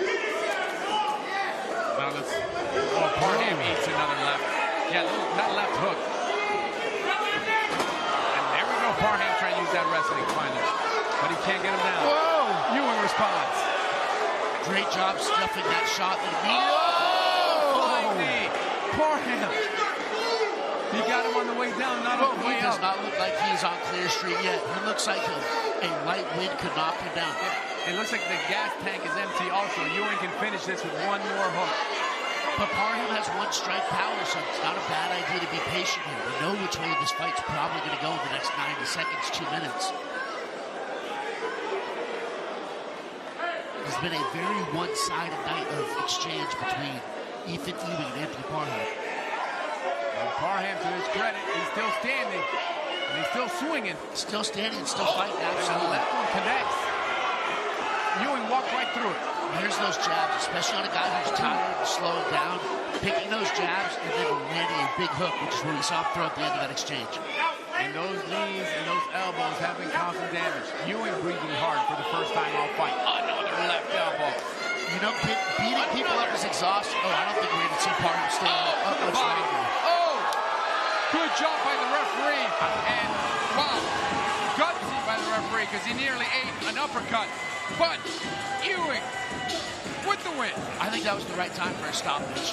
Parham looked like he was so tough that he wouldn't stop fighting. But this fight, in my opinion, was over. Fantastic performance by Ethan Ewing. 2 times in a row he has come here and performed in incredible fashion. And also, the boys out of Den, the Badger crew, are 2-0 for tonight. And I've criticized referees in the past for bad stoppages. I'm going to give credit for a good stoppage. There was no reason to have that fight continue. The cuts were there on Parham. He was getting punishment. Perfect stoppage. And the referee even put his body in danger to protect the fighter. I applaud the referee. That was perfect refereeing, perfect stoppage in my mind. I agree 100%. I was saying I can see this getting stopped right here. Immediately the referee stepped in. Fantastic stoppage. Good fight also. And Ewing has been Now, 2 fights we've seen him, and he's impressed both times. I'd like to see him here again. And he's a fighter, like, this was a catch weight of 140. He can easily make 135. He's a giant at 135. Yeah, he's a big dude, very skilled. I think the thing I'm most excited about is seeing more blood get put on the Badger flag. That flag is growing. The corner is pumped. But let's go to the official decision. 3 minutes, 46 seconds into round number 2. Your winner, by TKO, Ewing.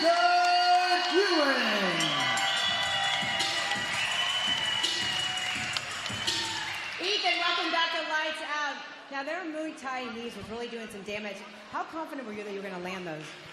The knees, I planned on him from the get-go. I knew he was a wrestler. I knew my jabs were going to touch him, and I knew he was going to shoot underneath it. So you might not have seen a lot of the uppercuts, but the uppercuts are there, and then the knees as well. And the first round, that right jab was really working for you as well. Yeah, the jab, I've really worked on perfecting it, so it pays a lot of dividends now for sure. You were staying in the pocket and backing him up. That would seem to work for you as well.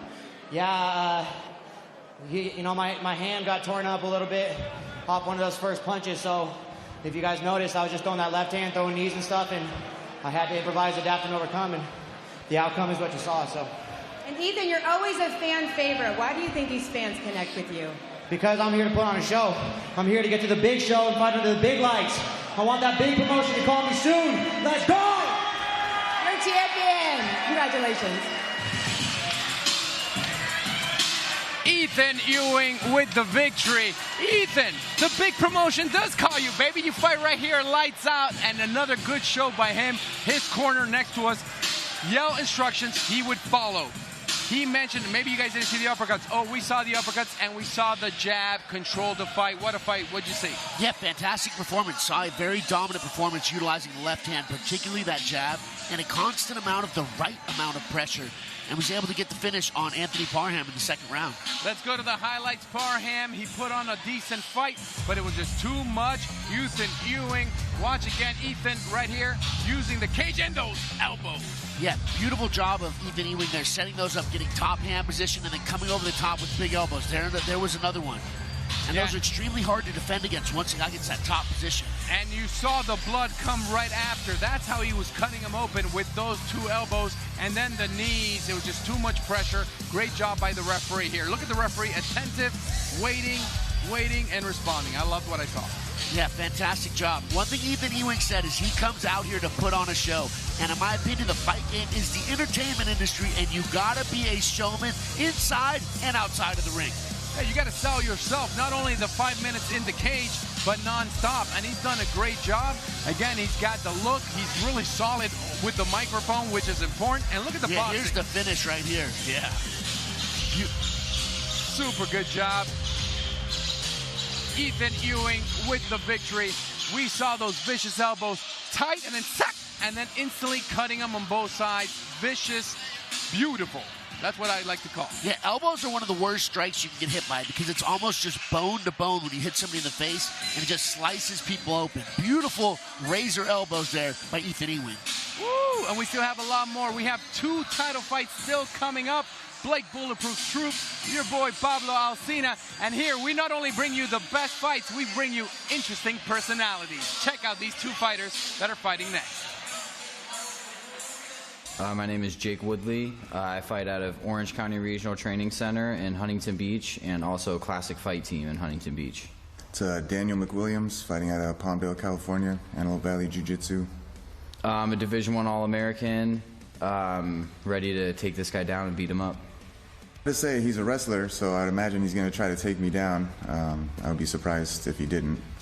He's had a lot of losses, and he's going to take another one tonight. I'm going to be looking for a knockout, either on the feet, on the ground, whatever it is. I just want to get a TKO.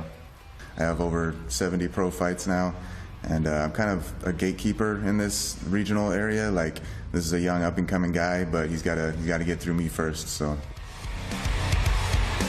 Middleweight action is next. Daniel McWilliams taking on Jake Woodley. Lights Out Extreme Fighting 12.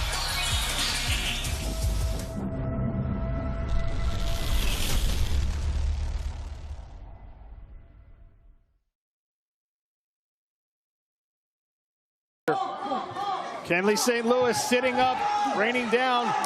Both hooks in. Gave up his back. He's got that rear naked choke. It looks like it's still on the chin. Oh, it's there's a tap. Kenley St. Louis submits Nick Alley on less than...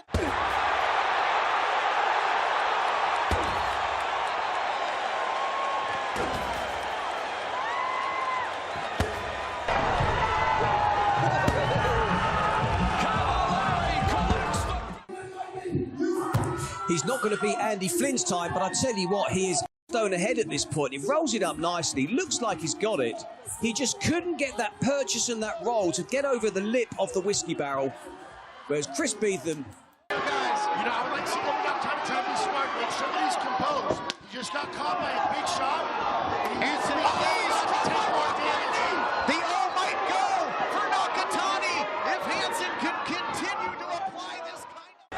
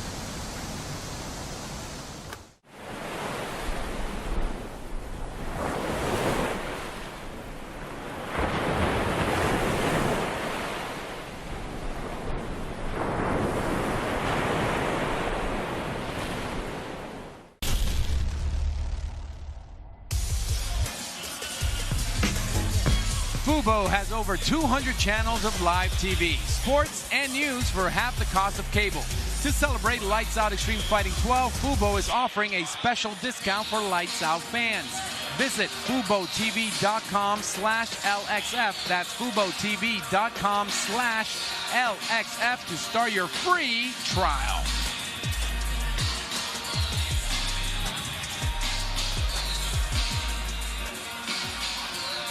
And now, walking down to the cage, please welcome Daniel, the Animal McWilliams.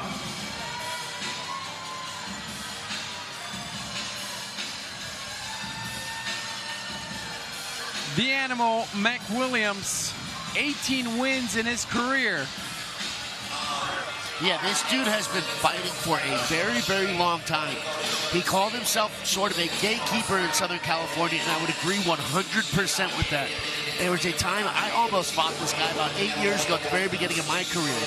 He has been fighting for a very long time. I think he has something like 70 fights. McWilliams, you gotta love it. There's those people that are just fighters. Like, you know, what do you do for a living? I'm a fighter. And he just loves to fight. And again, over 70 fights, pro fights. Not anybody can say that and still look pretty, because that face still looks pretty. That's impressive. With the losses that he has on his record, his opponent, Jake Woodley, saying, I'm going to give him another one. And Daniel says, all right, young boy, let's see what you got. So one thing about Daniel McWilliams is he does have pretty good jiu-jitsu. So if you put him in a position where he's able to slap on a submission hold, there's a chance he could always win a fight.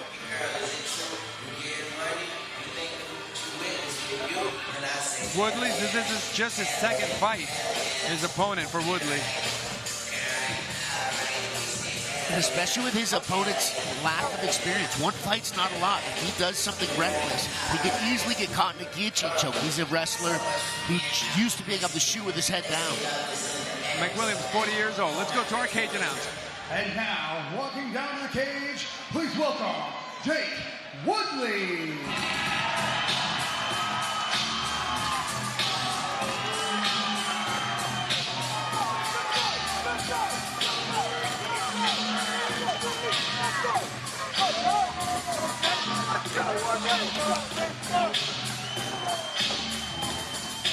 Woodley looks happy, big smile. Yeah, just 24 years old. Look at that here. That thing is chewed up from a lifetime of wrestling. Said he was a Division I wrestler, which is a very high level to compete at. But one of the downsides of that, you don't have to worry about being choked in wrestling. So you're used to being able to take shots that could potentially put your head in a precarious position in a mixed martial arts bout. Woodley fighting out of Texas. He won his debut back in July. He's from Texas.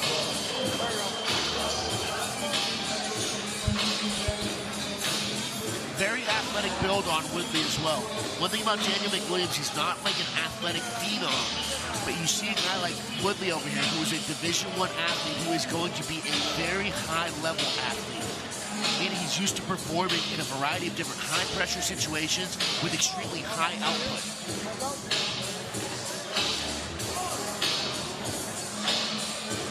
Big guy that's fighting at 185 pounds, but what do you think he's walking around at now?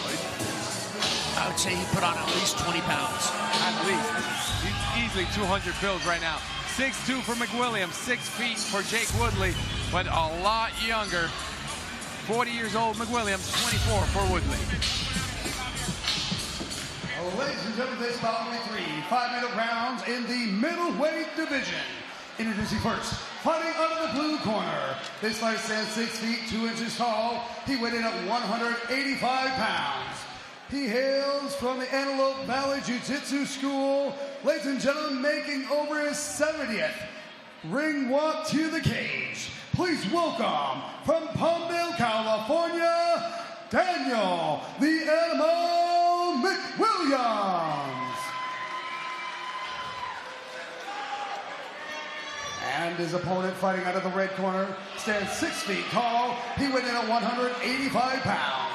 He represents OCRTC Fight Team with an undefeated record of 1 win and 0 defeats. He hails from Huntington Beach, California. Please welcome Jake Woodley.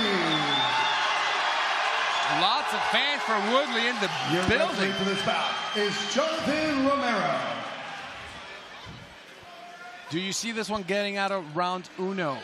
You know, I do think it gets out of round 1. Daniel McWilliams is a tough guy who is a very seasoned veteran. And on the other side, you have a Jake Woodley in just his second fight. Should be another good one. I think Woodley also needs to be a little bit careful. He's probably the better athlete, and his wrestling is probably significantly better than McWilliams. But the thing is, he's been doing all that wrestling without having to worry about being submitted in competition. Fight underway. Woodley, white trunks. McWilliams, the animal.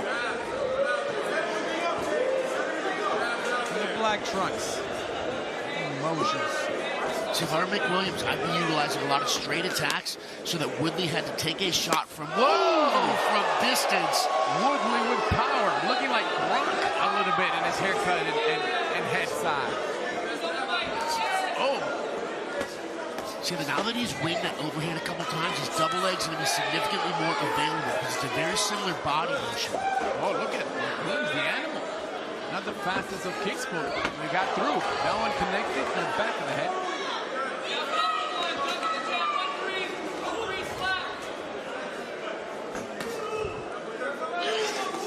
You're asking Woodley to jab, but it's Williams with the pressure. Good work by the animal. You know, McWilliams is a tall guy with long limbs. He ought to be trying to use the range and keep this a distant fight. That way when Woodley shoots in like he just did, he'll have more time to defend the shot. You can see the right arm is trapped with Woodley's. Let's see if Daniel McWilliams starts trying to climb his legs up into a triangle-type position with Woodley. You mentioned he's good at jiu-jitsu. He has those super long legs. He's doing the right things by trying to climb his legs up Woodley's back. Ooh, triangle here. Ooh, nice pass there by Woodley. But he's not out of the fire yet. Oh! Hammer fist by Woodley. But he put himself, quick escape out of the triangle. Beautiful explosive escape. I'd like to see him get a little bit more behind McWilliams and then start throwing some shots like this.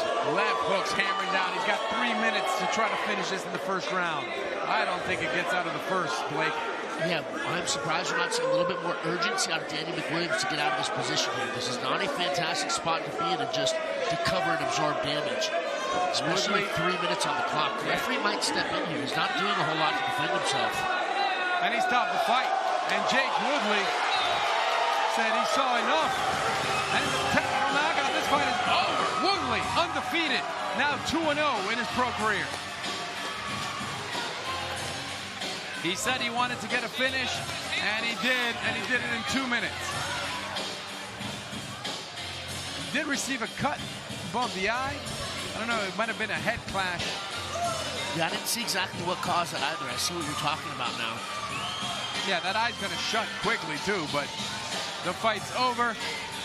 It was just a bad position for Williams, and when he's got a wrestler on his back, can't blame the referee on that one either. Yeah, it looks like McWilliams is kind of pitching his case that those were shots to the back of his head to the doctor and the referee. I'm not sure that they were or weren't. It's hard to say. I'd have to see a replay of things. I wasn't right there in the action. But that looked like a very dominant performance. I want to Let's see take a replay look at now. Let's watch the replay. Woodley taking on Williams, and yet maybe they were in the back of the head, but that's because Williams is just trying to hide and not really defending himself. So you can't blame the referee for stopping it. Can you, Blake? I'm watching these punches right now. I don't see any clear back of the head shots. Like those look like they probably caught some of the ear. Oh, did he tap right there? I don't think that there was conclusive evidence there for me to say that there was a back of the head shot. 2 minutes, 5 seconds into round number 1. Your winner by TKO, Jake Woodley. Woodley with the victory.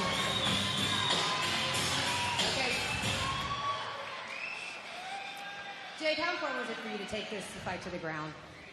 I actually kind of wanted to keep it standing going in there, but when I was cornered in the cage, I was like, had to go to instincts and get to my wrestling, and that was that, so. I was surprised that you really get that TKO so early.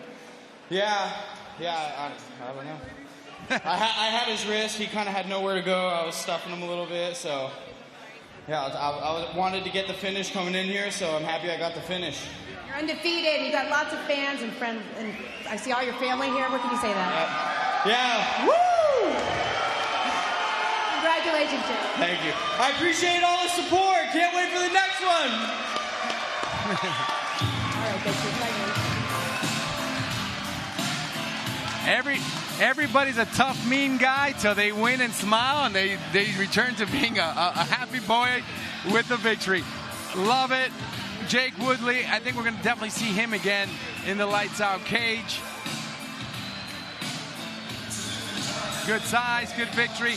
Didn't see much of the animal. I'd like to see, we would have seen a little bit more to see how Jake's defending was, but definitely his offense on point. It shows how dominant Jake Woodley could potentially be in here because he came out, was getting the better of the striking, got a takedown, got to dominant position, and landed a good amount of strikes having the referee step in. Yeah, and again, the referee stopped it. Maybe they could have let it go a little bit longer, but I think it would have been more of the same. So I kind of agree. So let's go to the highlights. Woodley taking on the animal, McWilliams. So we saw Woodley come out and throw some heavy overhand rights several times. There was first 2 to 3 attacks, and he threw at McWilliams. Again, there's another one of those big overhand rights where you're expecting the guy to go for a takedown, and then when he finally does, he's able to secure a top position. Did a great job of avoiding Daniel McWilliams breaking his posture and trying to get a triangle choke or an armbar. You can see him start climbing the legs and isolating an arm. Eventually, Jake Woodley passes, gets to turtle, and just starts landing some big shots on Daniel McWilliams. And again, there were still 3 minutes to go. There was like 10 seconds left. Watch his right hand. It looks like he taps out right here. Well, because he said he wanted to say that it was in the back of the head, I think. But great performance by Jake Woodley, though. 2-0 now. The sky is the limit for this kid. Good size at 185. I mean, he's just solid. He was walking around 220. I don't think he had a problem at all making that weight cut. He could be a problem at 185 right here. Oh, yeah. Great, fantastic wrestling. Ability to cut weight. Big fan base to come out and support him. Working on his striking. Playing in areas that he's not as comfortable in. Bright future for Jake Woodley. Yeah, I wouldn't be surprised. He didn't receive any damage. Maybe Lights Out Extreme Fighting 12 or maybe 13. Hey, in January, we're coming back with Lights Out Extreme Fighting 13. But we still have a lot more coming up in this one. We have 2 title fights. But check out the personalities of our 2 next fighters. My name is Albert the Belizean Warrior Morales. I fight out of Black House MMA in Carlson, Gracie, South Bay. Last fight, I did exactly what I planned to do. First round finish, and I'm going to do the exact same thing tonight. My name is Luciano Ramos, and I'm training in NDS Stockton. I know he's from the Nate Diaz team. I know he likes to hang out with those guys and act like those guys, but he's about to meet a real one. I fight for my life, yeah. 100%. I don't do otra cosa que only training and fight. Probably after this fight, I wanna come back training, fight again in December. I'm here to finish this guy in the first round, watch Tommy's fight, and then prepare for the January card when I get my belt. Albert, the Belizean Warrior Morales, takes on Luciano Ramos of Argentina. Ramos Morales is next. Lights Out Xtreme Fighting 12.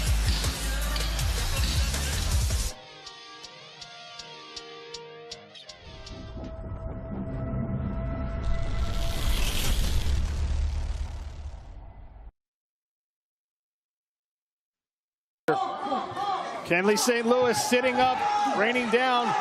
Both hooks in. Gave up his back. He's got that rear naked choke. It looks like it's still on the chin. Oh, it's there's a tap.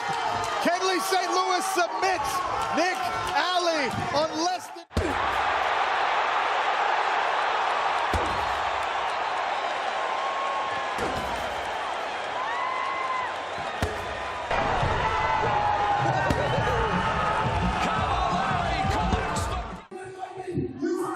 He's not going to beat Andy Flynn's time, but I tell you what, he is stone ahead at this point. He rolls it up nicely, looks like he's got it.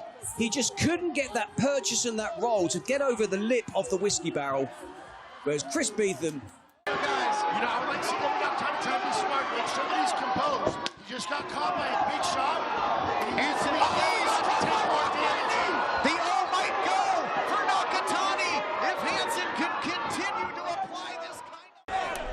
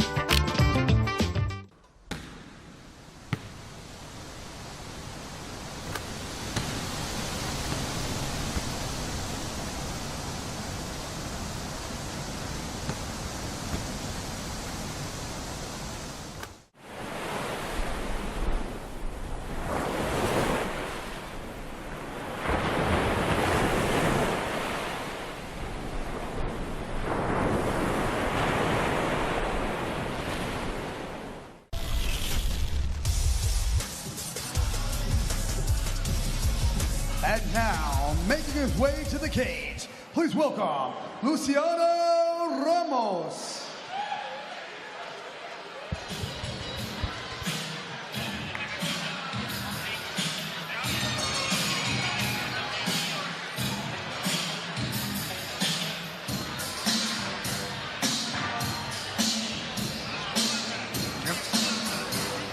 Luciano Ramos entering first from Argentina. Argentina, we're known for our soccer. Shout out to Argentina and the World Cup champions in soccer, but not many MMA fighters. There's been a couple, but not that many. One of them being El Águila, the Eagle, Luciano Ramos out of Argentina, but he trains out of the Nick Diaz Academy.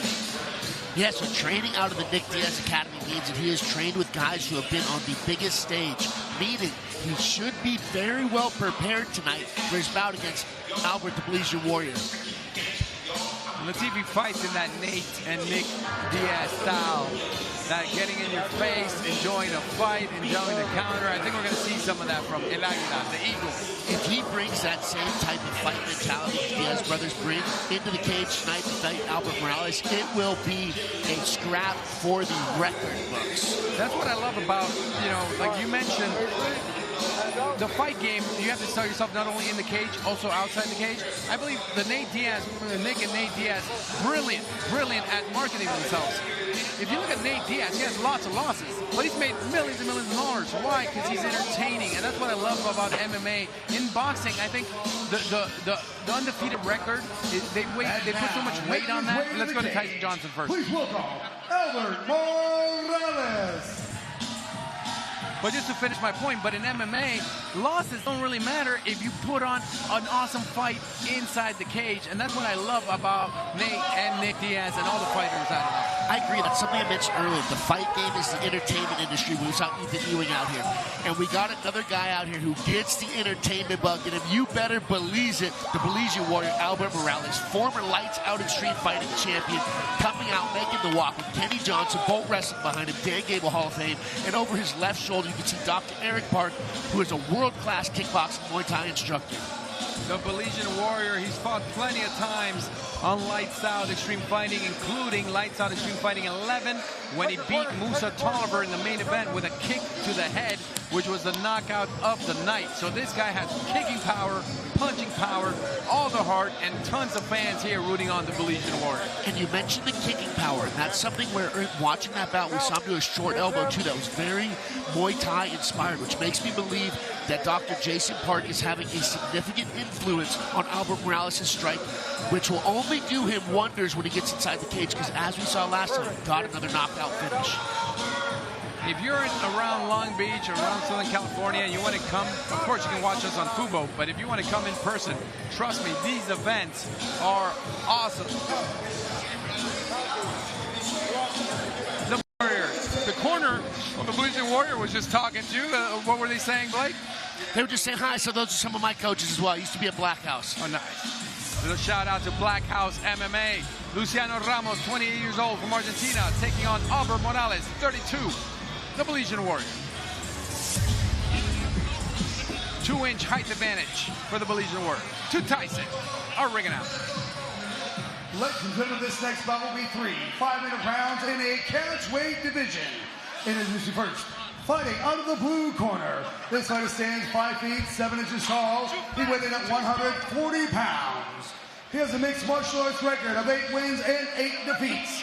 Ladies and gentlemen, please welcome Luciano Ramos. And his opponent fighting out of the red corner stands 5 feet 9 inches tall. He weighed in at 140 pounds. He has a mixed martial arts record of 13 wins, 9 defeats, and 1 draw. Ladies and gentlemen, please welcome Albert Morales.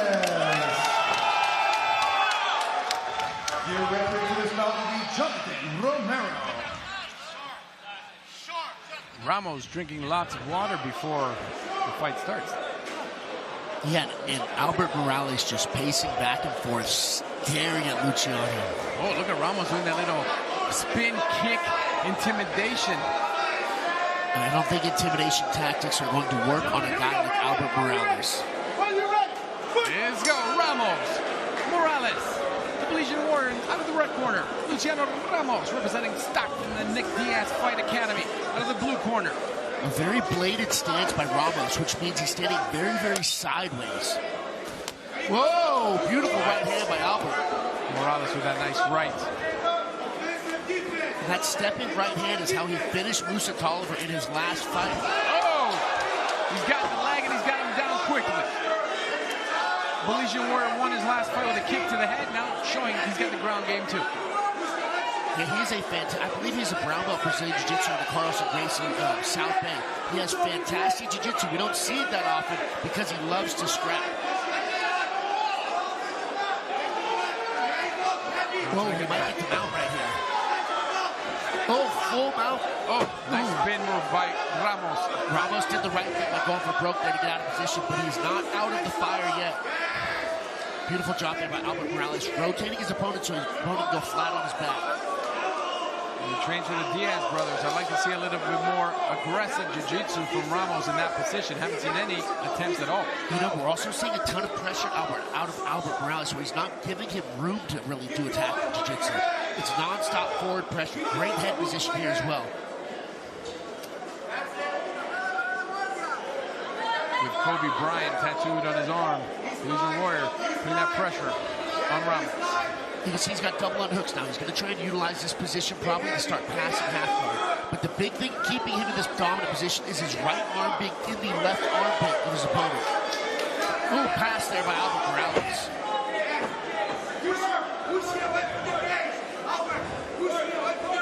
The corner yelling for Albert Morales to push him away from the cage. And he's trying to get the back. Ooh, he might be able to finish his choke. Ramos is in a tough spot. You go face up, get punched in the face, or you go belly down and get choked out. This is a terrible spot to be in. Well, you can even see the referee potentially stepping in to stop him. Pounding left and right. The Legion Warrior wants to finish it in the round. Referee's giving him every warning to continue to stay in this fight. Hard elbow. He's going to stop it. And the fight's over. The Legion Warrior with the win. Yeah, fantastic barrage attack. Barrage by Albert Morales on top. Ramos looks upset. Ramos did not have a whole lot of offense going. He was belly down, pinned to the mat, and getting rained down blows on top. Ramos is like, why'd you stop it, man? Why'd you stop it? So I wouldn't say Ramos necessarily was taking an incredible amount of damage, but he was not intelligently defending himself, and the exchange rate was only going one way. There was 2 minutes and 40 seconds still left in the round, and he was eating punches and elbows. I understand Ramos. He's like, hey, I'm fine. But you weren't doing enough to try to get out of it. And the thing is, he probably wouldn't have been fine if there was another minute of Albert pounding on the back of his head. Like, he's got the Nate and Nick strut. I mean, that's all I saw from the academy. But would have liked to have seen the fight go a little longer. You know, I think the referee did the right thing by stepping in there because he was just going to absorb more damage. He wasn't going to escape from that position. I can understand Ramos being upset because he doesn't feel damaged, but... Ladies and gentlemen, after 2 minutes, 18 seconds into round number 1, their winner by TKO, Albert Morales. Albert Morales with the win. Albert, see you again. How are you able to dominate so well on the ground? Oh, man, I'm a Carlson Gracie brown belt. You know, jiu-jitsu's in my blood. I love it. And on top of that, man, I train at Black House MMA with the best training partners and the best coaches in the game. What can you say about your coaches? Oh, man, I mean, there's nothing else. What I like to say is we're our opponent's coach's favorite gym. You know what I mean? We're the OGs. We're real West Coast gangsters over here in MMA. The king of LA, period. Speaking of the king of LA, you have Kobe Bryant tattooed on your arm. What inspired you about Kobe? Everything, man. His work ethic. I mean, even from the fact that the way he raised his daughters is the way I try to raise mine. See that tattoo? Hey, shout out to Bash Nasty, Timeless Gallery. Hey, shout out to LA. Shout out to Lights Out and all the fighters and all the fans that came out here to support. Hey, man, this is LA show, man. Show us some love every single time, man. Thank you, guys. Congratulations, Albert. You're champion. Albert Morales, the Belichian Warrior, with a good victory there. I wish the fight would have gone longer. I mean, Ramos, he talked a mean game. He talked a lot, but there wasn't much in there, and the Belichian Warrior did what he had to do. You know, I said that I could see why he was upset, but I think it was the right time for the stoppage. But after the way he acted after hands getting raised and walking out of the cage, I wouldn't have minded seeing the referee allow him to get pounded on for another minute. Agreed with that. Hey, you have to go with what the judges said, but the Belichian Warrior, he'll take that victory. Let's go to the highlights again of this fight. It didn't last long, but the Belichian Warrior did what he had to do, and he trains at Black House MMA. He called him the OG, called him the best in the business. Blake, Bulletproof Troop, you've trained at Black House MMA. What does that bring to a fighter? So you're just training at one of the places that was an establishment in early MMA. Anderson Silva, Lyoto Machida, and a who's who of high-level Glover Teixeira. Alex Pereira is also Black House. But here we see Albert Morales getting down in a dominant position and just raining down shots mercilessly on his opponent. And his opponent would have just continued eating these shots to the head. The referee's right here. You can see his feet giving him every opportunity to start defending himself. He didn't defend himself, so the referee stepped in. And then this kid gets up and he's upset. I don't get it. Yeah, he gets up and he's frustrated, but I mean, he wasn't doing enough. It's always easy to blame the referee once he stops it, but he wasn't doing much when the referee was telling you, you know, fight back. You know, he should have thanked the referee because the referee saved him probably 25 to 30 punches in the head. Unnecessary punches in the head, because that's what would have just continued to happen in that fight. Well, we still have 2 fights left. The next one's for the lightweight, lights out title. That's going to be a great one. And then we have the main event as well. But now let's tease the co-main event, and it's going to be a great one. Check out these 2 awesome fighters and also great personalities. My name is Tommy Aaron, and I train out of Triton MMA and Black House MMA. My finish last event was quick.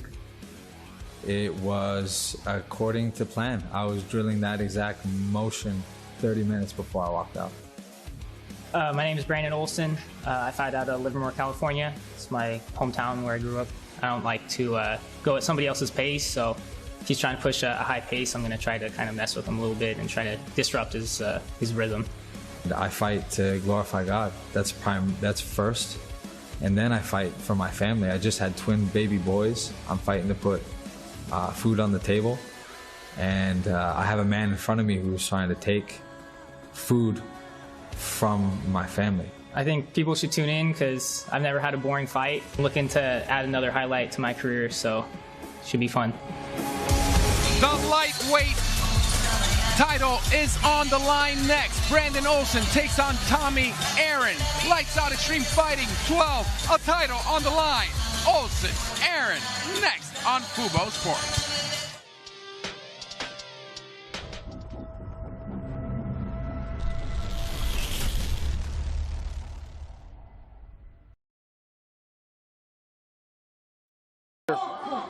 Kenley St. Louis sitting up, raining down. Both hooks in.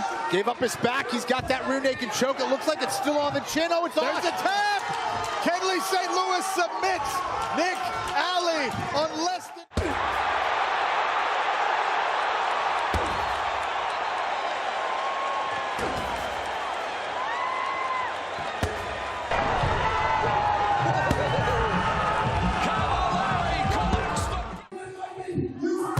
He's not going to beat Andy Flynn's time, but I tell you what, he is stone ahead at this point. He rolls it up nicely, looks like he's got it. He just couldn't get that purchase and that roll to get over the lip of the whiskey barrel. Whereas Chris Beetham... Guys, you know, I would like to see that we got time to try to be smart, make sure that he's composed. He just got caught by a big shot. Anthony needs to take more damage. The O might go for Nakatani if Hansen can continue to apply this kind of...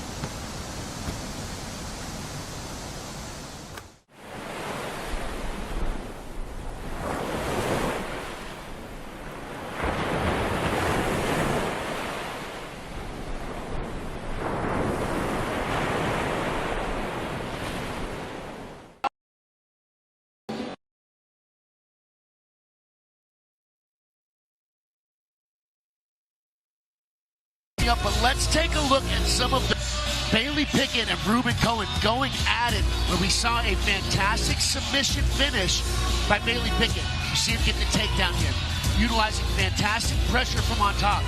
Cohen is then able to pull a sweep out of nowhere and get on top of Bailey Pickett. However, this position did not last long for him. Cohen stood up and started throwing some big punches down and ended up getting caught in an armbar in the first round. Yeah, this was a great fight, Troop. All night, it's been non-stop energy, and we got it off start quickly.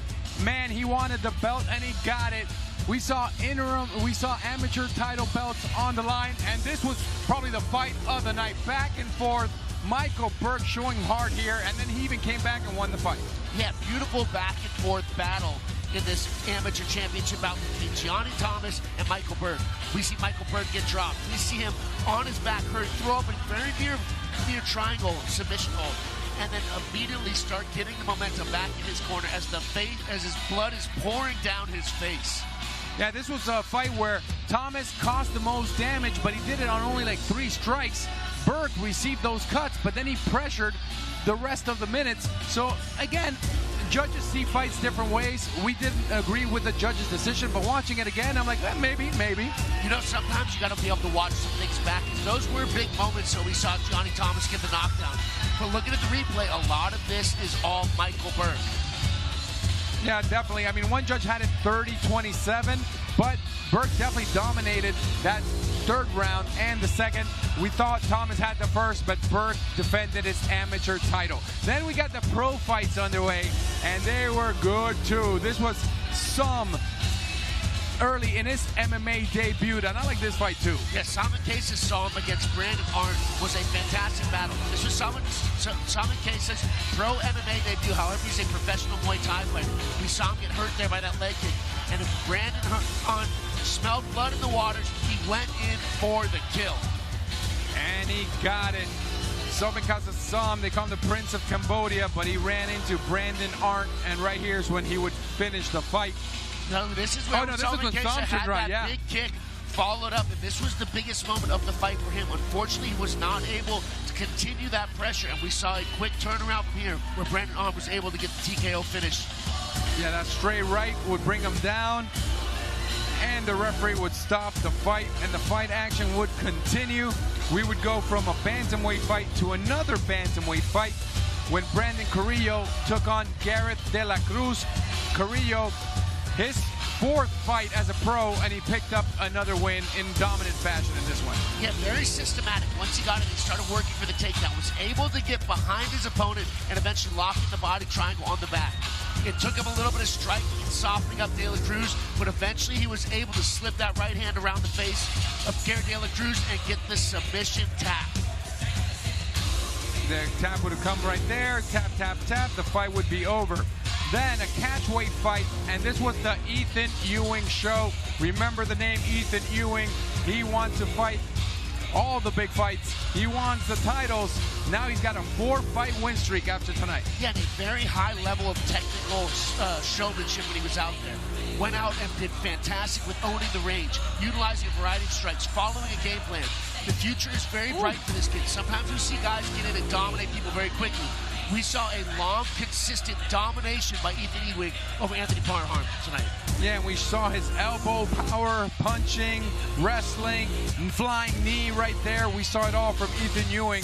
Definitely think we're going to be seeing a lot more of him, and I wouldn't be shocked if he gets a title fight in Lights Out after a couple more wins. Yeah, the performances this kid has, he deserves some championship jewelry in his life. Oh, that elbow, wow. And then the body. Yeah, that was the very big, I don't know if I'd say the beginning of the end, but the end of the end. And then Daniel the Animal McWilliams just couldn't handle Jake Woodley. This fight would not last long at all. Yeah, we saw the old veteran gatekeeper come in and fight a new young lion, and the young lion was able to get in and implement the game plan he wanted. Took McWilliams down, got on his back, and started throwing some strikes from the turtle position. But McWilliams was no slouch. He was continuing to throw up submissions when he was on his back. Once he got here to this turtle position, Woodley was able to control a wrist, which opened up a lot of his striking on McWilliams, who was unable to defend himself, forcing the referee to step in and stop the fight. But I did like what I saw in Jake Woodley, his size. Like to see him inside the Lights Out cage again. He starts his career 2-0. Always nice to be undefeated. And then the last fight that we just saw, Luciano Ramos taking on Albert Morales. I don't disagree with the stoppage. Ramos needs to do more. Yeah, I thought it was a fantastic performance by Albert Morales. He got a hold of the leg, secured a takedown, continued the pressure until he's in a dominant enough position that Luciano was not able to defend himself anymore from the ground and pound barrage by Albert the Belizean Warrior Morales. And Ramos was covering his face, but there he's not even making an attempt, and then he eats a vicious elbow. and all he's doing is, and there was still 3 minutes left. Like, I understand it. If there's 20 seconds to go, 30 seconds to go, maybe you can complain that the referee stopped it, but there was still 3 minutes to go, and he was just receiving punches. He was not going to get out of that position. Albert is a high-level grappler, and he was dropping a lot of bombs down on a Luciano who was not defending himself very well. No offense, my man, but that was a good stop. I'm going to open this real quick because I want to show you people. Coming up next is Tommy Aaron. He's going to fight. I got a picture of his baby twin boys, just in case you can't see them later. I wanted to show you this real quick because these little kids are too cute for school. And Tommy Aaron's fighting for the Lights Out title. And tell people about this guy because he... Oh, you have the picture? Here it is here on my phone, but put it on if you have it. These are Tommy Aaron's twin baby boys. This is a really cute story. 6 weeks ago, he fought at Lights Out Xtreme Fighting 11. The boys had just been born 2 days earlier. One born October 31st, the other one born November 1st. So they're twins, but they have different birthdays. And he won his fight 2 days later, and tonight he fights for the title and for those twin boys. What an incredible workload for a new father to take. He's having 2 fights within the first 3 months of his children's lives. Incredible. And not only that, but he is coming out and dominating guys. And I'm really excited to see what he does tonight. Yeah. And he always gives thanks to Jesus Christ, to the Lord, for his family, for his team, and for being able to fight. And he fights next. Tommy Aaron fighting for the title. Blake Bulletproof Troop, Pablo Alcina. We still have 2 title fights. You're watching Lights Out Xtreme Fighting 12. Woo!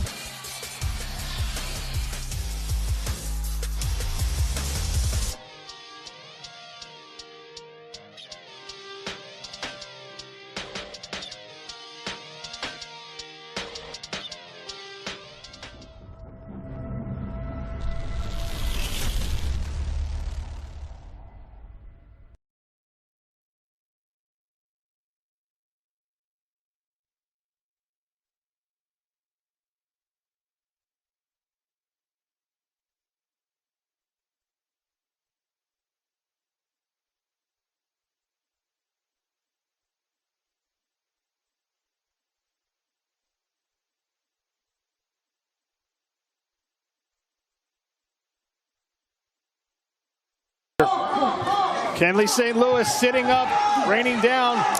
Both hooks in. Gave up his back. He's got that rear naked choke. It looks like it's still on the chin. Oh, it's on. There's a tap. Kenley St. Louis submits Nick Alley on less than...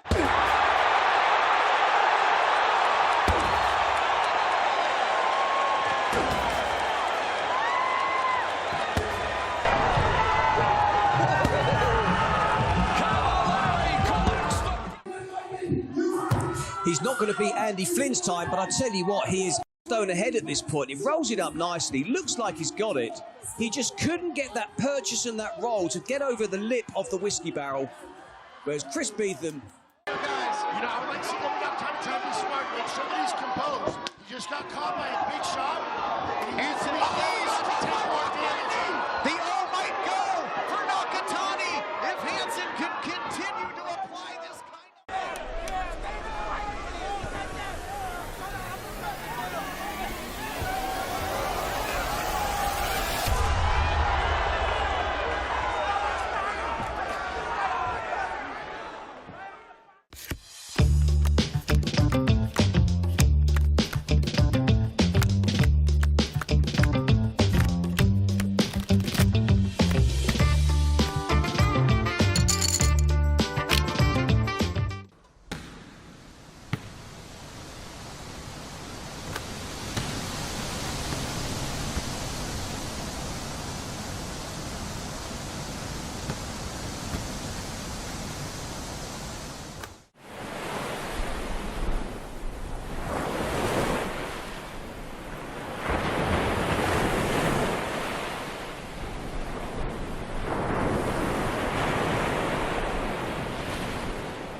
His Lights Out Xtreme Fighting debut here at LXF 12.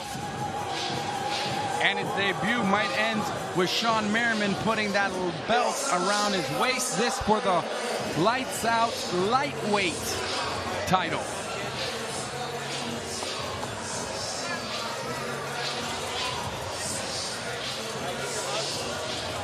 Brandon Olsen trains out of Nick Diaz Academy. He has 3 wins in a row. Yeah, so he has a very tough fight in front of him in Tommy Aaron. I put together a couple bullet points for victory. Number one, close the distance. He needs to use his hands to set up clinches and takedowns. Number two, utilize his grappling. 3/4 of his wins have come via submission, and the ground is likely Tommy's weakest area. And lastly, he needs to fight with urgency. Every time he's gone to decision, he's lost the fight, so he needs to come in and look for a finish.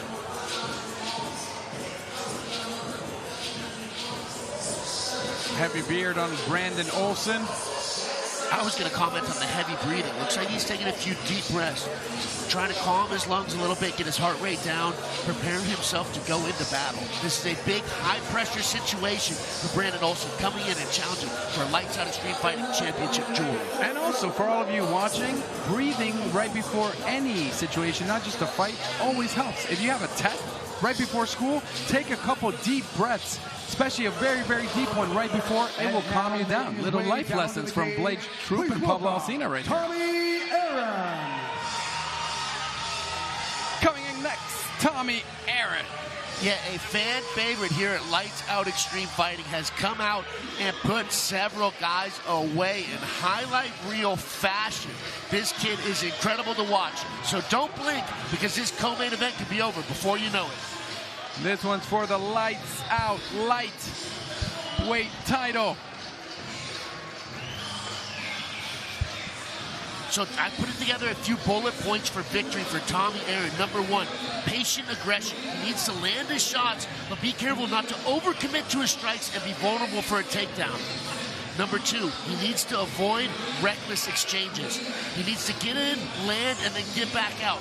We've seen him take some shots when exchanging recklessly in the pocket before, and I want to see him avoid that. And number three, mix it up, using a variety of strikes to a variety of targets so that everything is hard to predict and more likely to land.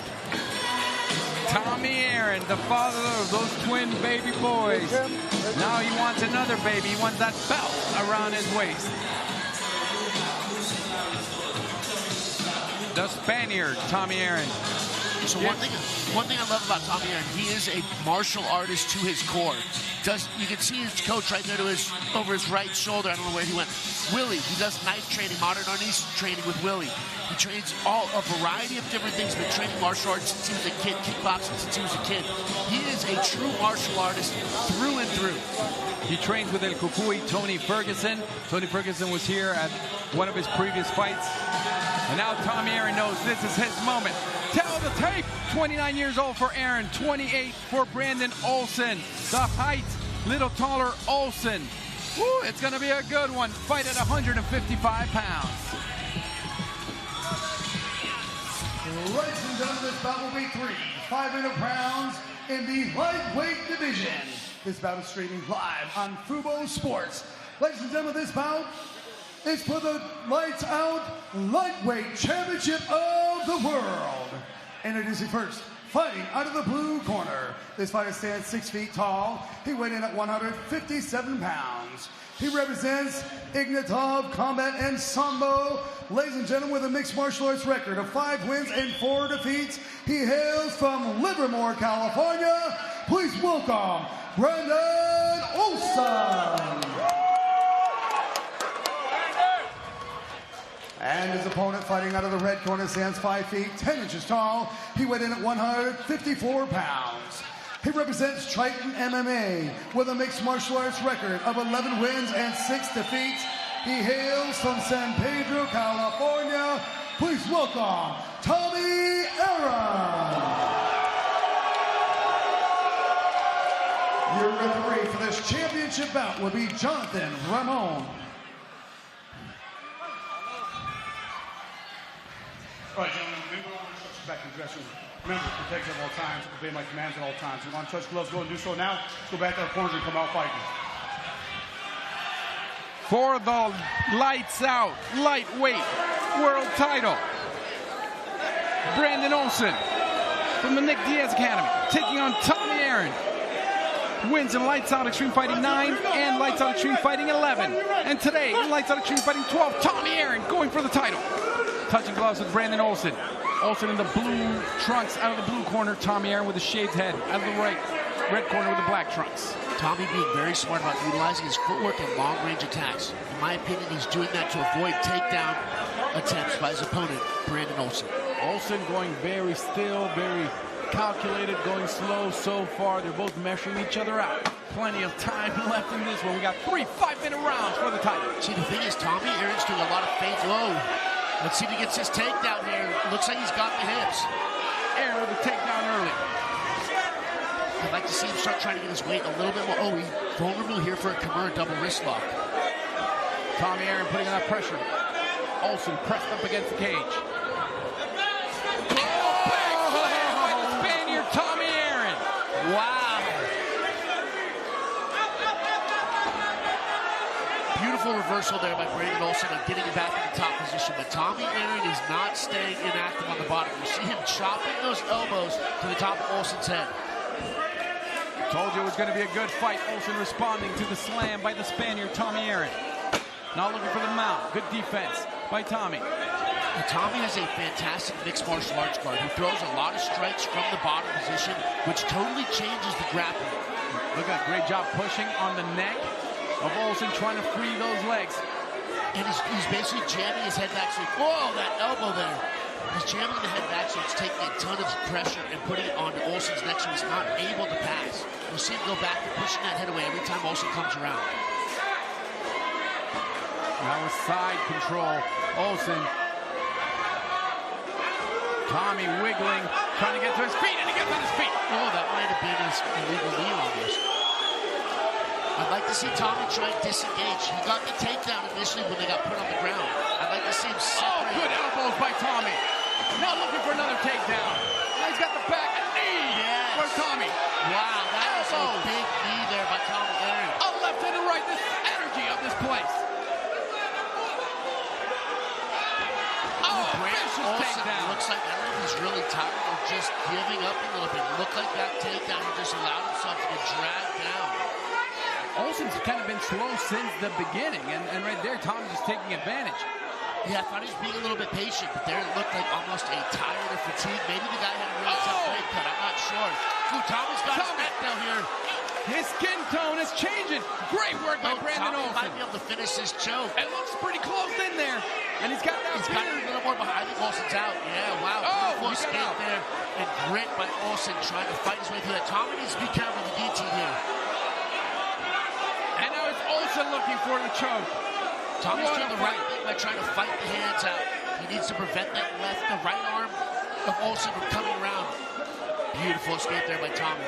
Back and forth action between both competitors. Yeah, we thought Olsen was quitting. Nope, he was playing possum. He was saving energy, and he responded quickly. You know, 7 out of 8 of Olsen's wins come by submission, so I'm not surprised to see this. I'm actually more surprised to see Tommy Aaron engaging in the wrestling and grappling with him because this is his strong point. Tommy has fantastic stand-up. 90 seconds to go in the first round. He's looking for a double wrist lock here on Olsen's right arm. You can see he has wrist control. What a fight. Yeah. And a flipping by Tommy.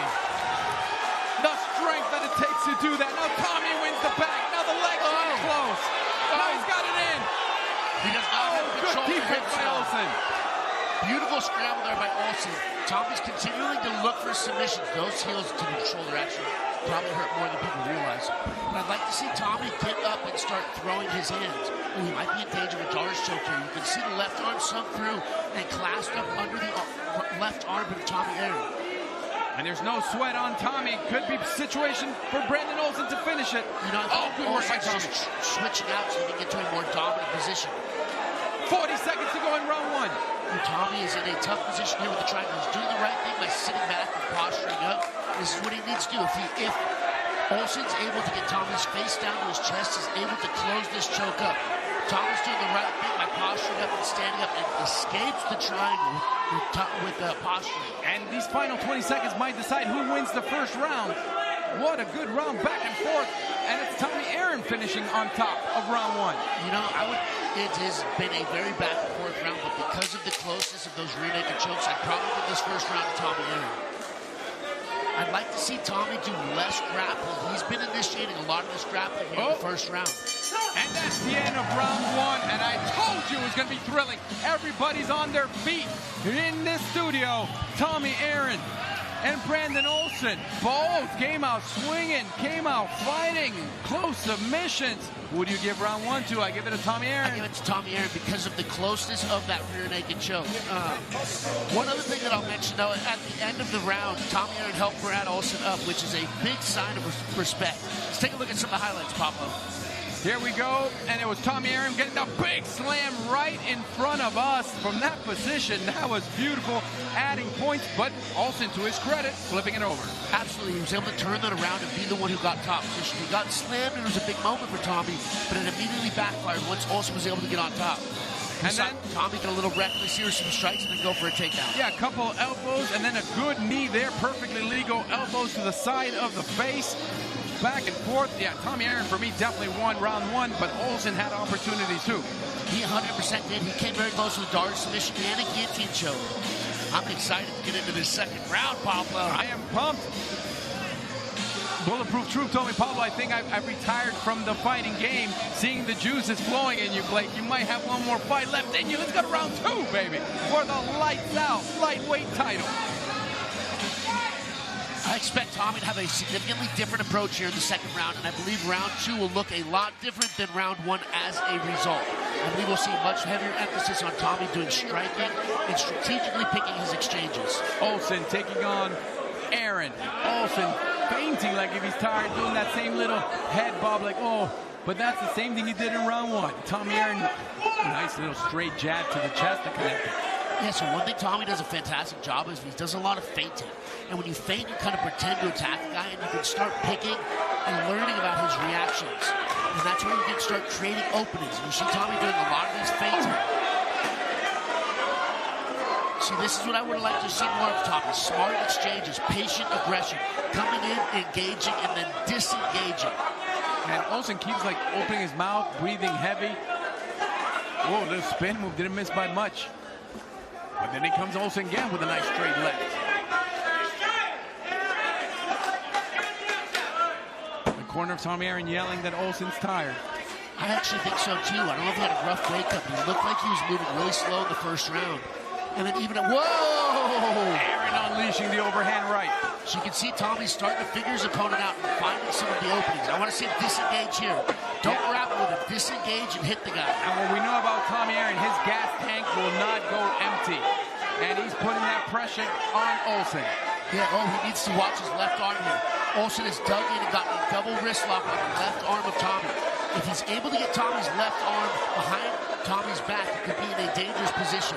You can see that hand almost fighting through. Tommy's got to start using the cage to prevent him from being able to fall back into that submission. God. His arm's in danger. Oh, the heart by Tommy Aaron. Wow. Incredible grit by Tommy Aaron. What can he do, Blake? What can he do? He's doing the right things so far. He got his arm relatively free. Olsen switched to a omoplata, which is a much harder submission to finish, and has lost the arm. Wow. We got to applaud Tommy Aaron on that one.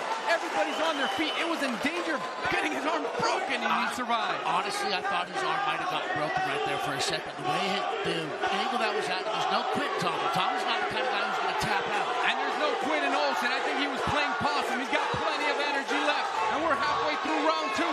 Blake, Bulletproof Truth. I am Pablo Alcina. What a fight between Olsen and Tommy Aaron. Tommy Aaron is in what we call Von Flu choke. I couldn't tell from there, but now I see how red his face is.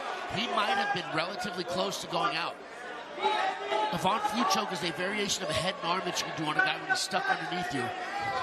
Olsen's doing a great job of keeping top position with a smothering pressure. Tommy Aaron breathing heavy. Now Brandon Olsen giving all he can. How much gas did he spend trying to finish the fight on that arm bar? You know, it's tough to say because we haven't really seen him floor it, in my opinion.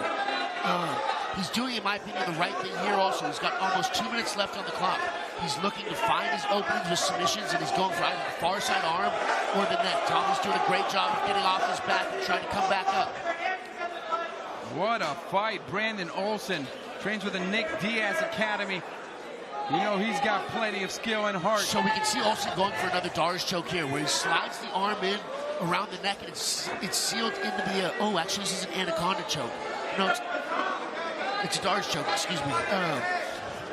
Where the hand feeds through around the neck and they clasp right next to the neck. It doesn't look like he has enough body position to get the sub from Tommy Aaron, who's a tough guy. Tommy postures out. Oh, Tommy, if he gets on his feet, this place will get rocked. Oh, he's got the bow out. This could be a fight-ending position.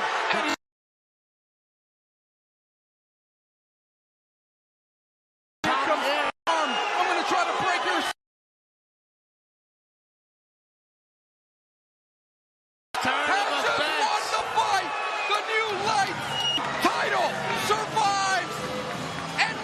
What a fight!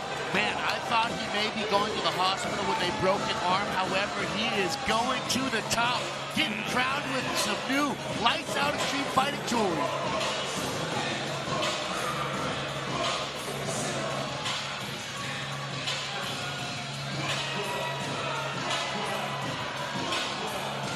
Let you soak in the atmosphere, the noise, everybody on their feet clapping at this moment. What a fight. Tommy Aaron, you made your twin boys proud. You made your wife proud. You made your corner proud. What a fight. And Brandon Olsen, he's going to say, let's run it back. Let's run it back. What a fight by Olsen as well. You know, Tommy's arm was in such a bad position, it almost makes me wonder if Olsen didn't break it intentionally, and now he's sitting there kind of mad at himself for not. But being able to do that to another human being takes something that not everybody has. I'm not saying Brandon Olsen does or doesn't have that, but that could have been a big turning point. Wow. No, I think if Brandon Olsen could have broken his arm, he would have. I think I'm going to give credit to Tommy Aaron, and he just held on as much as he could. Let's go to Tyson Johnson with the official decision. Ladies and gentlemen, after 4 minutes, 5 seconds into round number 2, your winner by way of TKO, and now the new Lights Out Lightweight Champion of the World, Tommy Aaron.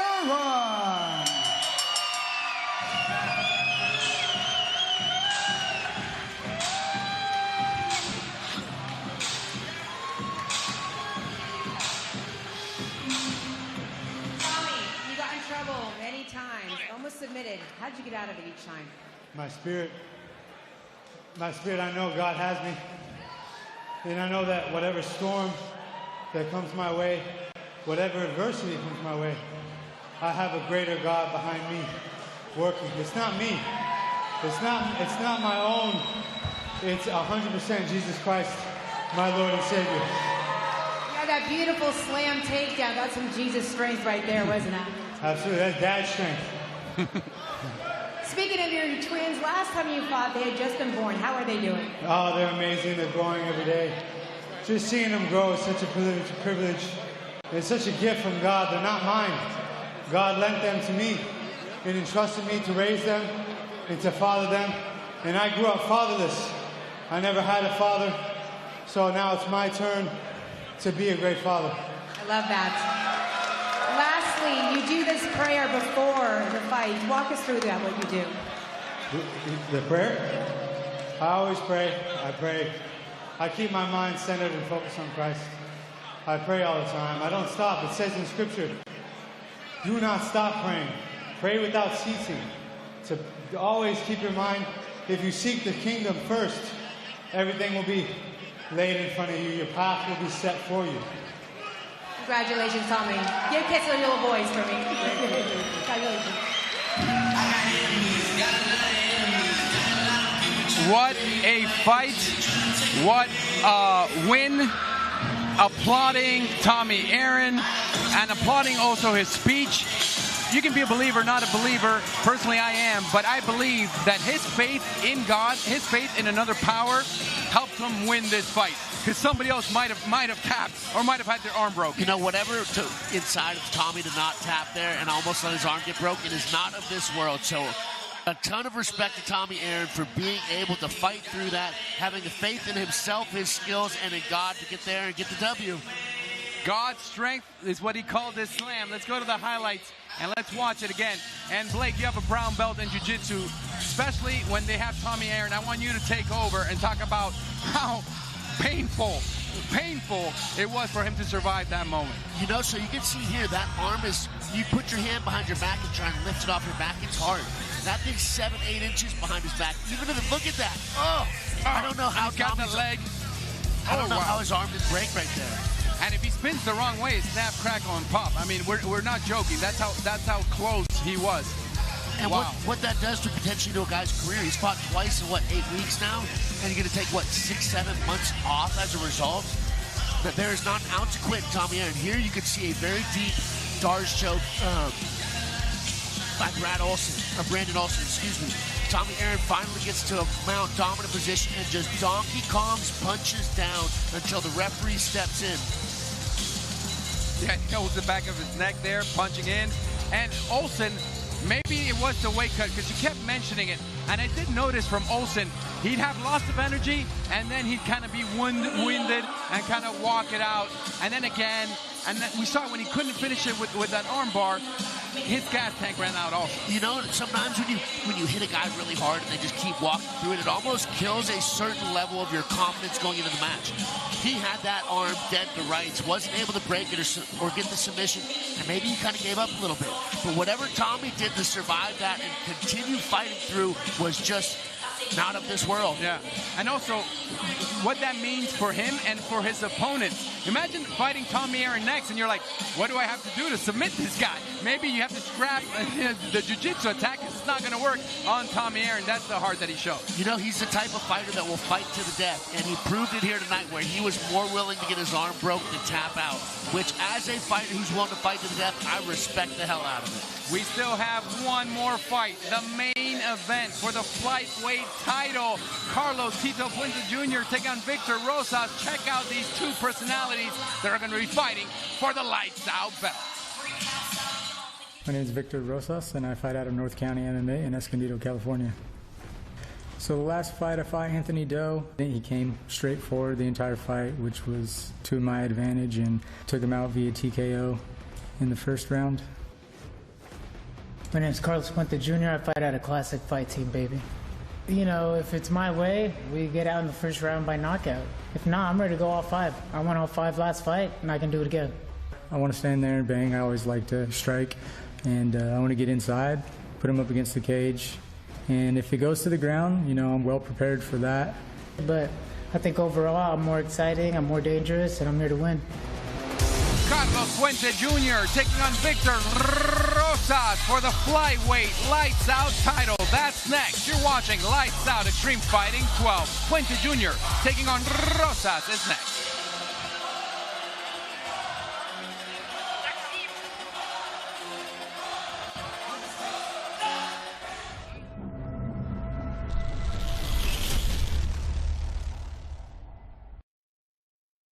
Both hooks in, gave up his back. He's got that rear naked choke. It looks like it's still on the chin. Oh, it's there's a tap! Kenley St. Louis submits Nick Alley on less than...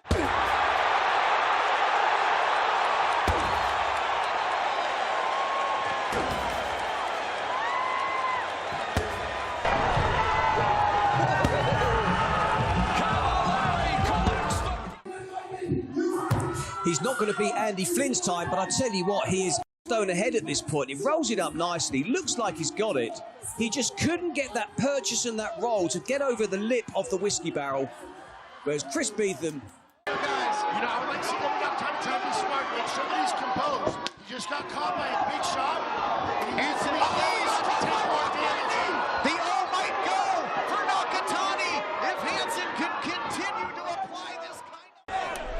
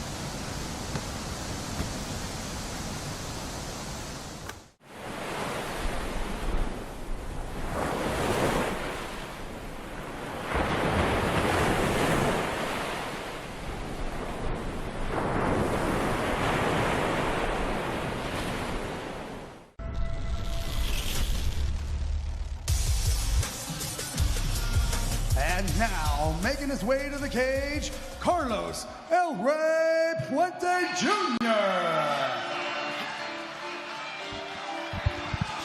Carlos El Rey Puente Jr. making his lights out extreme fighting debut. And boy, does he have a tough test in front of him in Victor Rosas. But I like the entrance. They call him El Rey, as in the king. It's Carlos Puente Jr. fighting out of the OC, out of Orange County.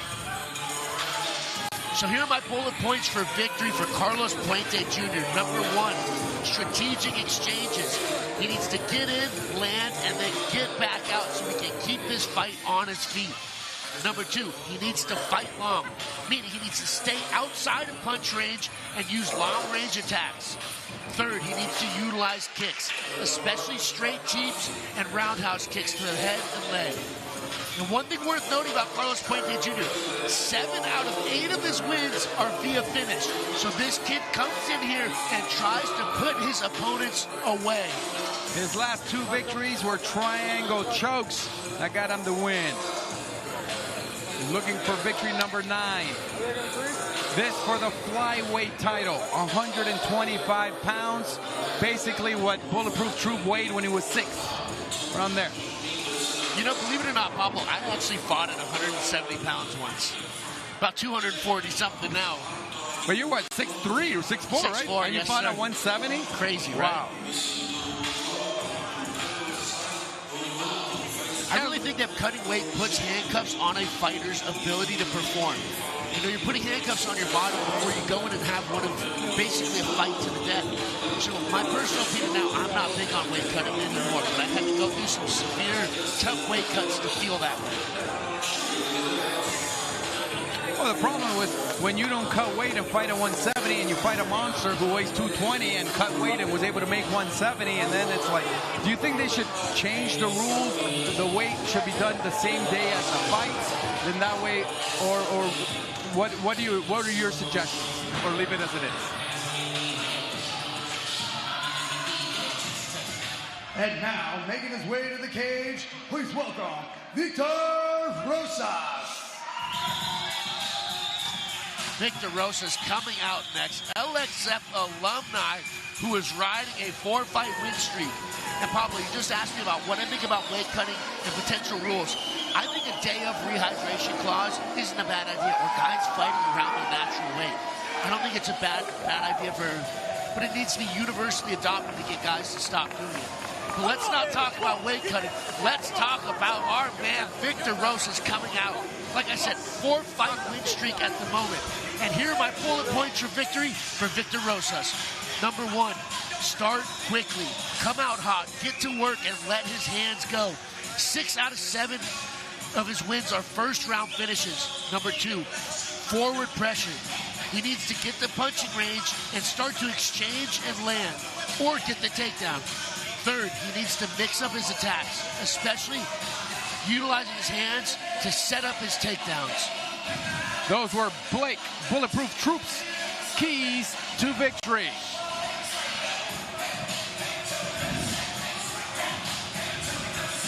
Lights out Extreme Fighting 12. Victor Rosas, Carlos Puente Jr. How do you see this one playing out? Are we getting out of round 1? Are we going to decision? These are flyweights, or will someone find a way to get the finish? You know, we haven't seen Victor Rosas go outside of the first round. His last fight was finished between rounds 1 and 2, stopped by the doctor. But I think the faster he gets at it, the more likely he is to win this fight. Let's take a look at the tail of the tape.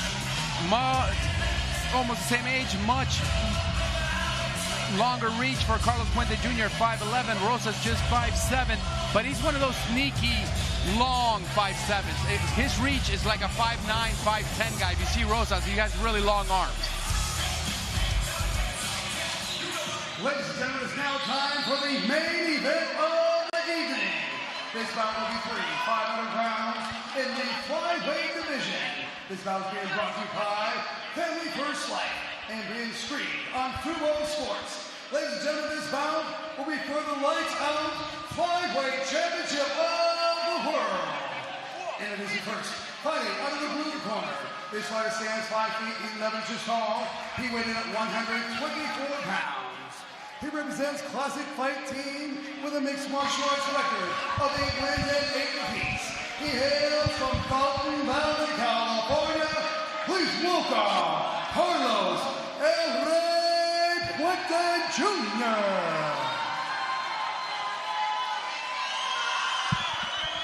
And his opponent fighting out of the red corner stands 5 feet 7 inches tall. He weighed in at 124 pounds. He represents Team Explode with a mixed martial arts record of 7 wins and 2 defeats. He hails from Escondido, California. Please welcome Victor Rosas. Your referee for this championship bout will be Jonathan Romero.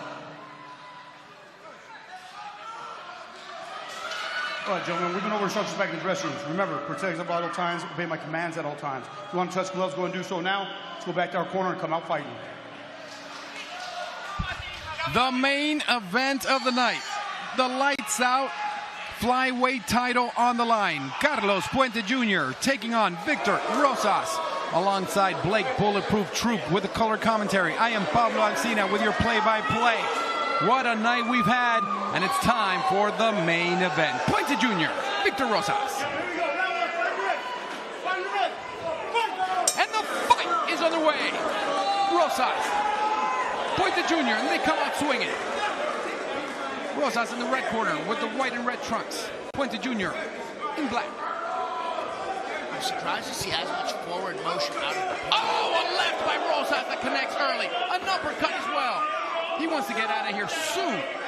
He does very well when he comes out hot. Like I said earlier, 6 out of 7 of his wins are in the first round. So coming out hot and getting started quickly is definitely going to help him come away with a W today. In Lights Out Xtreme Fighting 9, Rosas ate a hard punch early, and then he responded by winning the fight quickly after.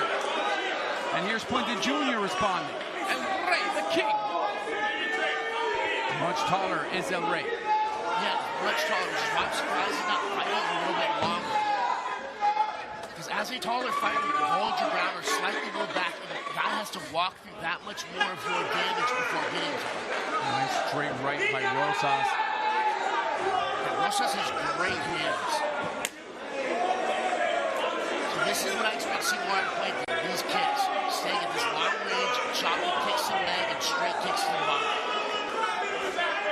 Especially because he doesn't have to fear Rosas looking for a takedown.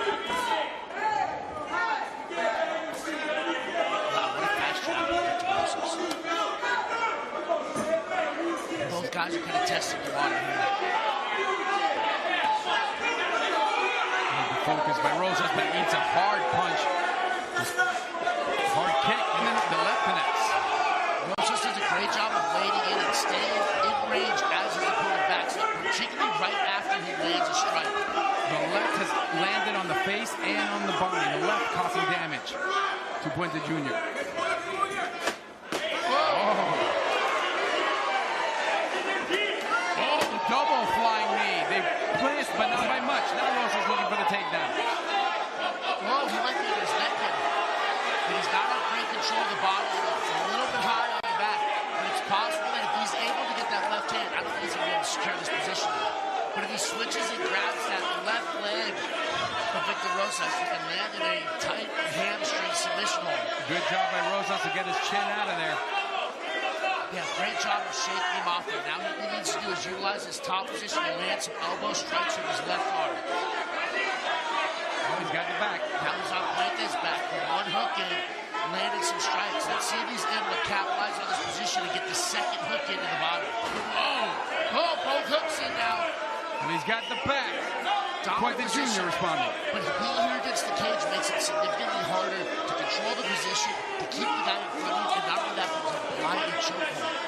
Puente's doing the right thing by trying to set.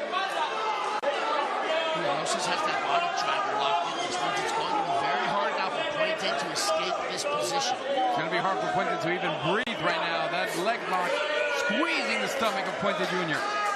Elbow went through. Fantastic job isolating an arm with one hand and then striking on the opposite side. Good first round by Victor Rosas. who's in a little bit of danger. Yeah, he did a great job of switching his body triangle. He may lose top position, but he does. What a fight. Now it's Puente Jr. with top position. Hammer fist coming down. Nice defending by Rosas. Using his legs to push him back, but he's eating shots. I don't know if how much damage he was taking. It looked like some of those got through, but did a fairly good job of being able to avoid damage by keeping his opponent, Carlos Puente, away. Just a little triangle choke. You need to work, Victor. They're yelling at Victor. Yes, climbing his legs like this is exactly what he needs to do to start threatening submissions on one of the arms or neck. Good work by Rosas to defend himself smartly, making the referee know, hey, I'm in this fight. Triangle might be deep now. 38 seconds left. Oh! But he switched back. He says, go to the arm from here. And go for the submission hold on the arm. Go for the arm lock. Wow. Two close call submission attempts by Victor Rosas from the bottom position. That's what's beautiful about the sport and jiu-jitsu. You could be in the bottom position and get aggressive. And Rosas nearly finished it, but now he's got a cut over his nose. Yeah, Puente needs to start dropping left forearms and elbows on Victor Rosas' face. Cut in his cheek as well. There's only 10 seconds left. He's too worried about position here, but he needs to just unload. He's looking for a Dar's choke here. Not that he's going to be able to get it now, but this could potentially come into play later. Great first round. I give it to Victor Rosas, but Puente Jr. said, hey, hold on, I got plenty of time left. The title is on the line, the flyweight title. His head breathing heavy. Let's recap the highlights from round uno. So both guys throwing some bombs at each other early on in the first round. Mixing up going for takedowns off the strikes, and then Victor Rosas securing the back position for a good minute of the round, landing some great elbows from behind. Then Puente was able to come up on top and throw some bombs down, but Victor Rosas was still able to throw two submission triangle attempts that were threatening, not extremely close, but very threatening. After watching these replays, I'd probably give that first round to Victor Rosas as well. Victor Rosas with round one, but there's still plenty of time left, and we saw how Puente Jr. or Rosas can finish it. If you just let up and make one mistake, this fight could be over, and you can see your opponent with the belt around his waist. Let's go to round two. Main event. Rosas, Puente Jr. They touch gloves out of respect. Yeah, fight is back on its feet, which is where I thought that we'd see the majority of this fight. Puente Jr. ducking down is clearly the taller fighter. Big overhand right, doesn't miss by much. So I'm always surprised when I see the taller fighter moving forward. When your arms inches longer than your opponent's, why take away that advantage? Own your ground and pump that longer range attack out. Make him walk through those punches to get to you. Oh! Rosas with the right! Puente Jr. just holding on. Rosa la maravillosa. Victor nearly ended it with one punch. He hesitated to get. Oh! Brings him down. Man, Puente's ability to immediately, instinctively go into a takedown and secure the takedown when he was really hurt is extremely impressive. And it's a skill also, Blake, to be able to do that, recover your wind. Not many fighters have that. Puente Jr. showing heart. Yeah, Victor Rosas now is in a bad spot. You can see Puente trying to chop that top leg so he can step over the mount like this. Victor Rosas needs to get wild here to escape. If he settles, he's going to be stuck in mounted position, which is a bad spot for him. He needs to go for broke to escape this position. Puente Jr., I think he was taking his time to ground and pound, and he took too long, and Victor Rosas escaped from the back. He needs to use the cages, kind of walk across cage. If he runs his legs across, he can use it to escape the upper part of his body. Tough position now for Rosas. Puente's doing a great job of kind of squishing down on him and pressuring him, keeping him stuck in that uncomfortable spot. When you're rolled up like this, it's extremely hard to breathe. 3 minutes to go. Puente Jr. ate a right, and then he changed strategies, and he's controlling this round. Yeah, picking a lot of his shots here from his standing. Victor's got to do something different here. He can't continue to play this leg lock game. Oh, we saw Puente holding the cage. Oh, he's grabbed it again. That should be a point. That should be a point right there. Lose the position and a point. That's twice he grabbed the cage. And he warned them, and he did it again right after. So Puente Jr. lost round one. He just lost the point. He's going to need to put on the gas. He's going to need to finish this fight. I agree with this call right now, losing a point. I'm not sure why he's shaking his head. I can understand the frustration because it kind of just happened. It wasn't something he was trying to do. But he grabbed the cage multiple times. Well, he warned them, and then he grabbed it, and he warned them, and he grabbed it again, and he didn't let go. So agreed on the point. But now that just made this fight a lot better because Puente Jr. knows he's not going to win by points now. Not just that, but this fight's back on its feet, which I think is where Victor Rosas. Whoa! Oh! It's hard to tell. Is Puente tired or wobbly? Is he wobbly? Is he playing possum, or is he cut? Because Puente Jr. still coming forward, though. Rosas responding with a left and a right to connect. Another left. The jab, the straight left is working. Keep using that, Victor. Not just that, but punches and punches, where he's throwing several attacks at a time. All right, left. How is Puente Jr. still on his feet? Now he needs a punch to the body. He definitely looks like he could be hurt right now. But again, I don't know if he's playing possum. Think about Victor Rosas. Once he starts unloading, he's going to throw 3, 4, 5 punch combinations. Let's see if he's able to defend the takedown. No, we see Puente get him down again. 2 minutes left on the clock. Why does Puente stay on his feet when the takedowns are working and you're eating punches when you're standing? You know, because the last time he was on the ground, he lost the point, maybe. Don't grab onto the cage. 90 seconds to go in round 2. What a good fight. Loved the whole night, and this might be the best one so far. Back and forth action. Yeah, championship action here in our main event of Lights Out Xtreme Fighting 12. And see, he tries to feed that on through for no goes, trying to get back control. He's really high on Victor's back here, though. Victor elevates his butt, keeps his head down. He's going to be able to shake Puente off. Final 60 seconds. Puente trying to steal this round, but he did have a point deducted. Yeah, having point deductions always makes it interesting if things go to decision. Although if he can win the fight, it's still a 9-9 round, so, I mean, win the round. Yeah, but Victor Rosas only needs to win the 3rd round for it to be a draw and not lose. Nobody wants to watch. Legal knees. Puente Jr. responding. What a heart by Carlitos Puente. Yeah, and Rey's tail swinging. There is no quitting this kid. He definitely looks a little hurt, a little wobbly. But he's still going forward. Hurt, tired, but swinging is Puente Jr. Rosas is like, what do I have to hit this guy with to stop him from moving forward?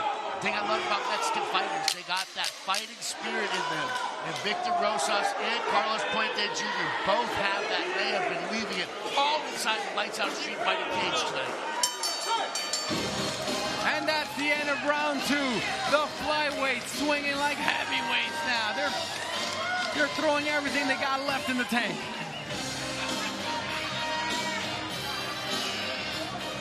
Yeah, this 3rd round can become very interesting. I had Puente winning that 2nd round. Let's take a look at some of the replays.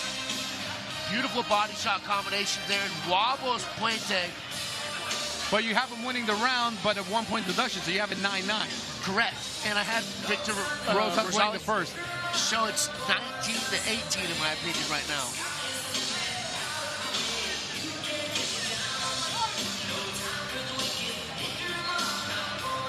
Something tells me there's going to be a finish in this one. The way these boys are fighting, I'm surprised there hasn't been a finish yet, Pablo. But Puente Jr., I mean, these are flyweights. You usually don't see flyweights gassing. I mean, that's the amount of pressure and tension that there's been in this fight. Puente Jr. dancing. Rosas is ready. Romero, the referee. The cage is locked. And the fight is underway. Round 3. Touch of the gloves coming out in the 3rd round. These boys have been banging on each other in a show of respect. Puente Jr. knows he needs to win this round. I definitely agree with that. Rosas, his corner asking for 3, 4 punches in a row. He's only throwing one at a time. Yeah, I'm surprised we've seen a significant less output here by Victor Rosas in the second and third. Oh, here There's the he's first. just setting it up for the barrage. And Puente Jr., I think he's saving his 1 minute of energy for his last attempt to go for Burke. What a fight. There we go. Victor Rosas needs to continue the pressure and stay on his opponent, like I mentioned in his keys to victory. Uppercut that lands. And a 1-2 by Rosas. Man, it is just back and forth. One guy touches the other guy touches him back. Oh, a left that connects by Puente Jr. Rosas with the 1-2. Yeah, just sweat blowing off of both guys' heads as they land big shots over here next to the commentary table. Yeah, the sweat's landing on my jacket. I'm going to send him the dry cleaning bit. Here comes Rosas and Puente. Puente looks like he's stuck again, but he's still on his feet.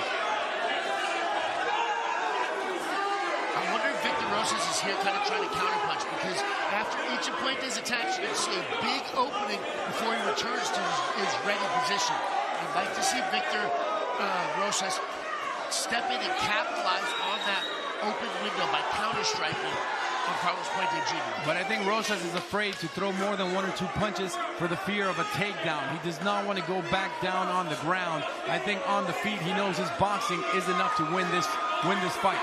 Which is you're probably exactly right on why he's holding his ground or backing up. Not a ton of forward motion, which I think is a smart thing to do. We're seeing a lot longer range attacks now by Carlos Puente, which I think he should have been doing from the first round. But even though he has a reach advantage, it's Rosas who's connecting with the boxing. And here comes Rosas with the 1-2. Rosas with a combination. Rosas has Puente against the cage. Rosas looking to finish it, and Puente Jr. survives again. Yeah, Puente's tough.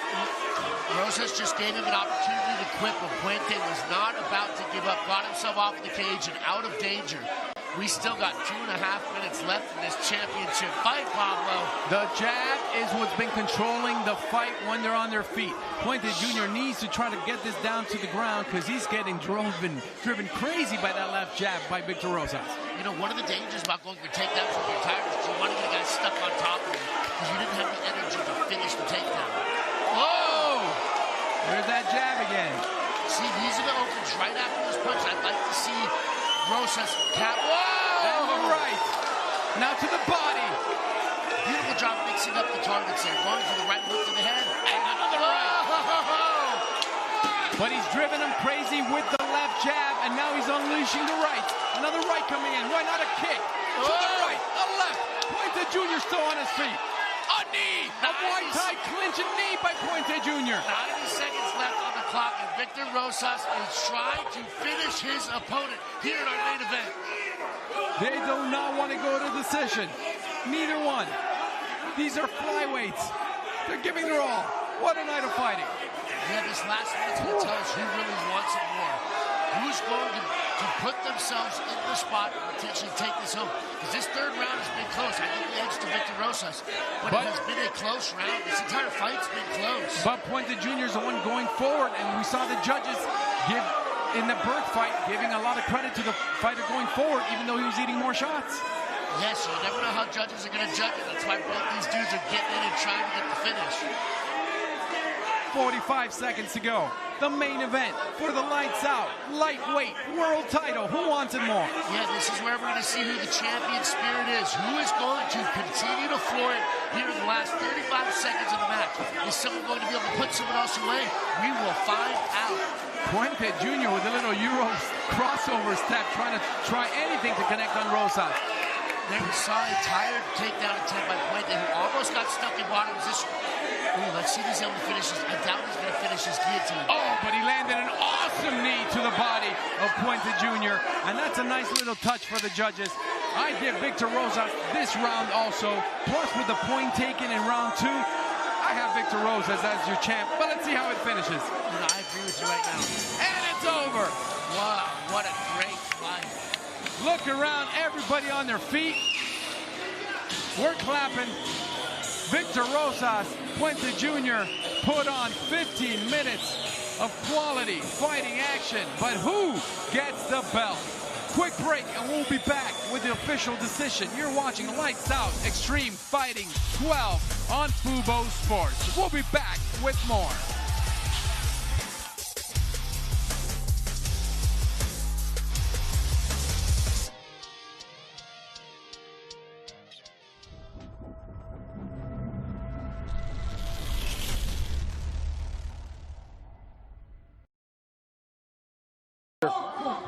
Kenley St. Louis sitting up, raining down. Both hooks in. Gave up his back. He's got that rear naked choke. It looks like it's still on the chin. Oh, there's a tap. Kenley St. Louis submits Nick Alley on less than...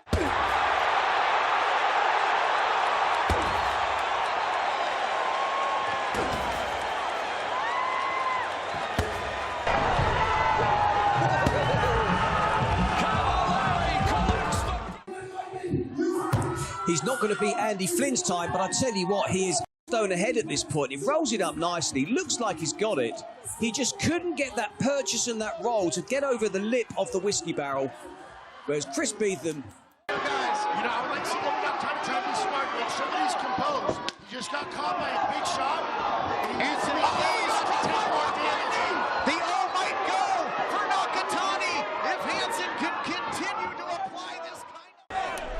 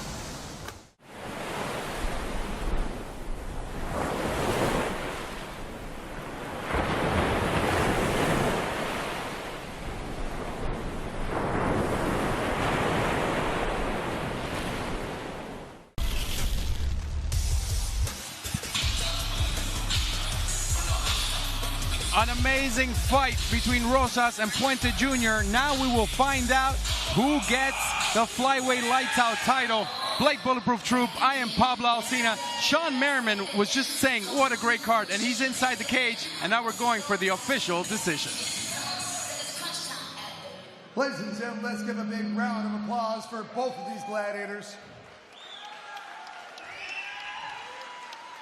And now, ladies and gentlemen, after 3 exciting rounds, judge number 1 scored the bout 28-27, while judges number 2 and 3 scored the bout 28-28. This bout has been declared a majority draw. I told you, Pablo, when that point deduction happened, weird things happen when points get deducted. I agree, but in a way I don't agree. I believe that point deduction should have given Rosas the win more than a draw. I thought if there wasn't a point deduction, I don't know. But what a good fight. Let's go to Bonnie Jill Laughlin with both winners. Right. Carlos, Victor, you guys were able to stay dialed in even though it was a back-and-forth fight. Tell us how you're able to stay so resilient. Oh, sorry, one more time. How were you able to stay so resilient going back and forth in that fight? You know, I was never hurt, but it was a good back and forth, a good scrap. You know, he got me on the ground a couple times. He was throwing some shots, but they were not really landing on me that much. So, I mean, it is what it is. It was a good fight. We'd love to run it back again. Now, Carlos, how pivotal was you got that deduction grabbing the cage? You think that affected the scorecard? I felt like that was kind of unfair. I mean, I would have won the fight if I don't get that point taken away. I feel like I won the fight. In my opinion, I respect the ref's opinion, but I wasn't even grabbing the fence. I feel like I was pushing off of it. But it is what it is. Again, I'm the fucking champ. I know I won that fight. That's about it. Victor, what can you say to that? We see a rematch? Yeah, definitely a rematch, you know. Next time I'm going to knock him out. We want to see a rematch of these two. One more round right now. Let's go. One more round. All right, we'll see it again. Thank you, Bonnie. What a great night of fights here alongside Blake Bulletproof Troop. We saw great fighting from the beginning in the amateurs. Troop getting the selfie. You know, everybody wants a photo. We are live on Fubo Sports. Blake Bulletproof Troop. I am Pablo Alcina. Can I get a selfie with you too, Blake? We're on air here, but we said at the beginning of the show that this might be the best card, and it lived up to it. The amateur fights were awesome. The title fights were great. We saw a little bit of everything. We saw a little bit of everything. We saw some submissions. We saw knockouts. We saw controversial decisions. But we saw a ton of butts getting kicked tonight here in Lights Out Extreme Fighting, and that's what it's all about. And the main event, we saw all 3 rounds. Let's go to the highlights between Rosas and Puente Jr. There was a point deduction. Puente Jr. saying he did not grab onto the fence, to the cage. We'll see. But to me, Rosas definitely, in my mind, was better with the boxing. But Puente Jr. kept going forward, and we said that the judges were giving credit to the guy going forward.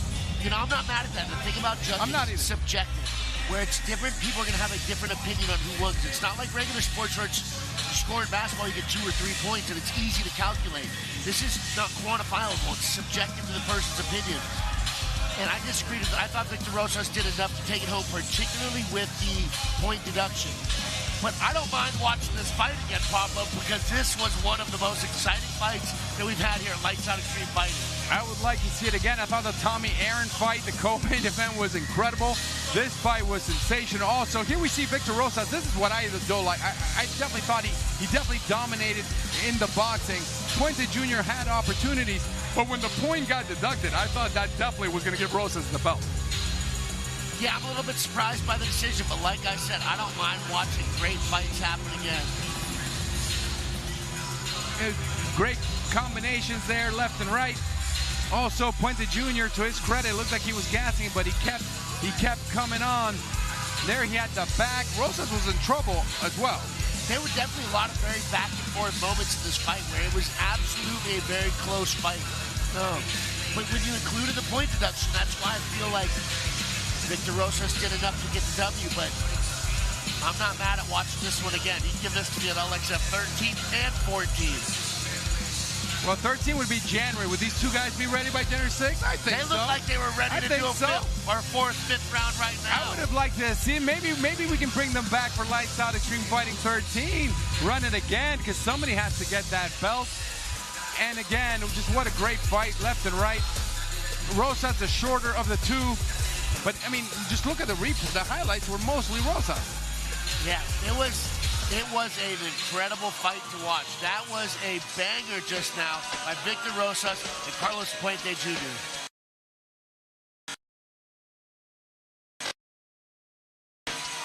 Nope, he didn't really hurt me much, but the left kept going through. Again, question judges is a tough job. We also have the benefit of the doubt. We have the monitors, and we're right there. But in my judgment, I thought Victor Rosas did enough, but we'd like to see it one more time.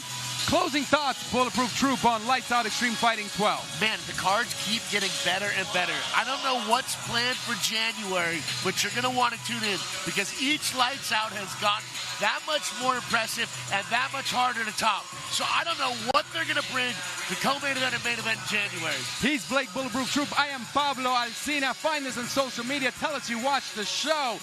And tune in for Lights Out Extreme Fighting 13, which is coming up in January on Fubo. Thank you to everyone that made this great show possible. Our boss, Shawne Merriman, and everyone at Lights Out. Until next time, bye, bye, baby.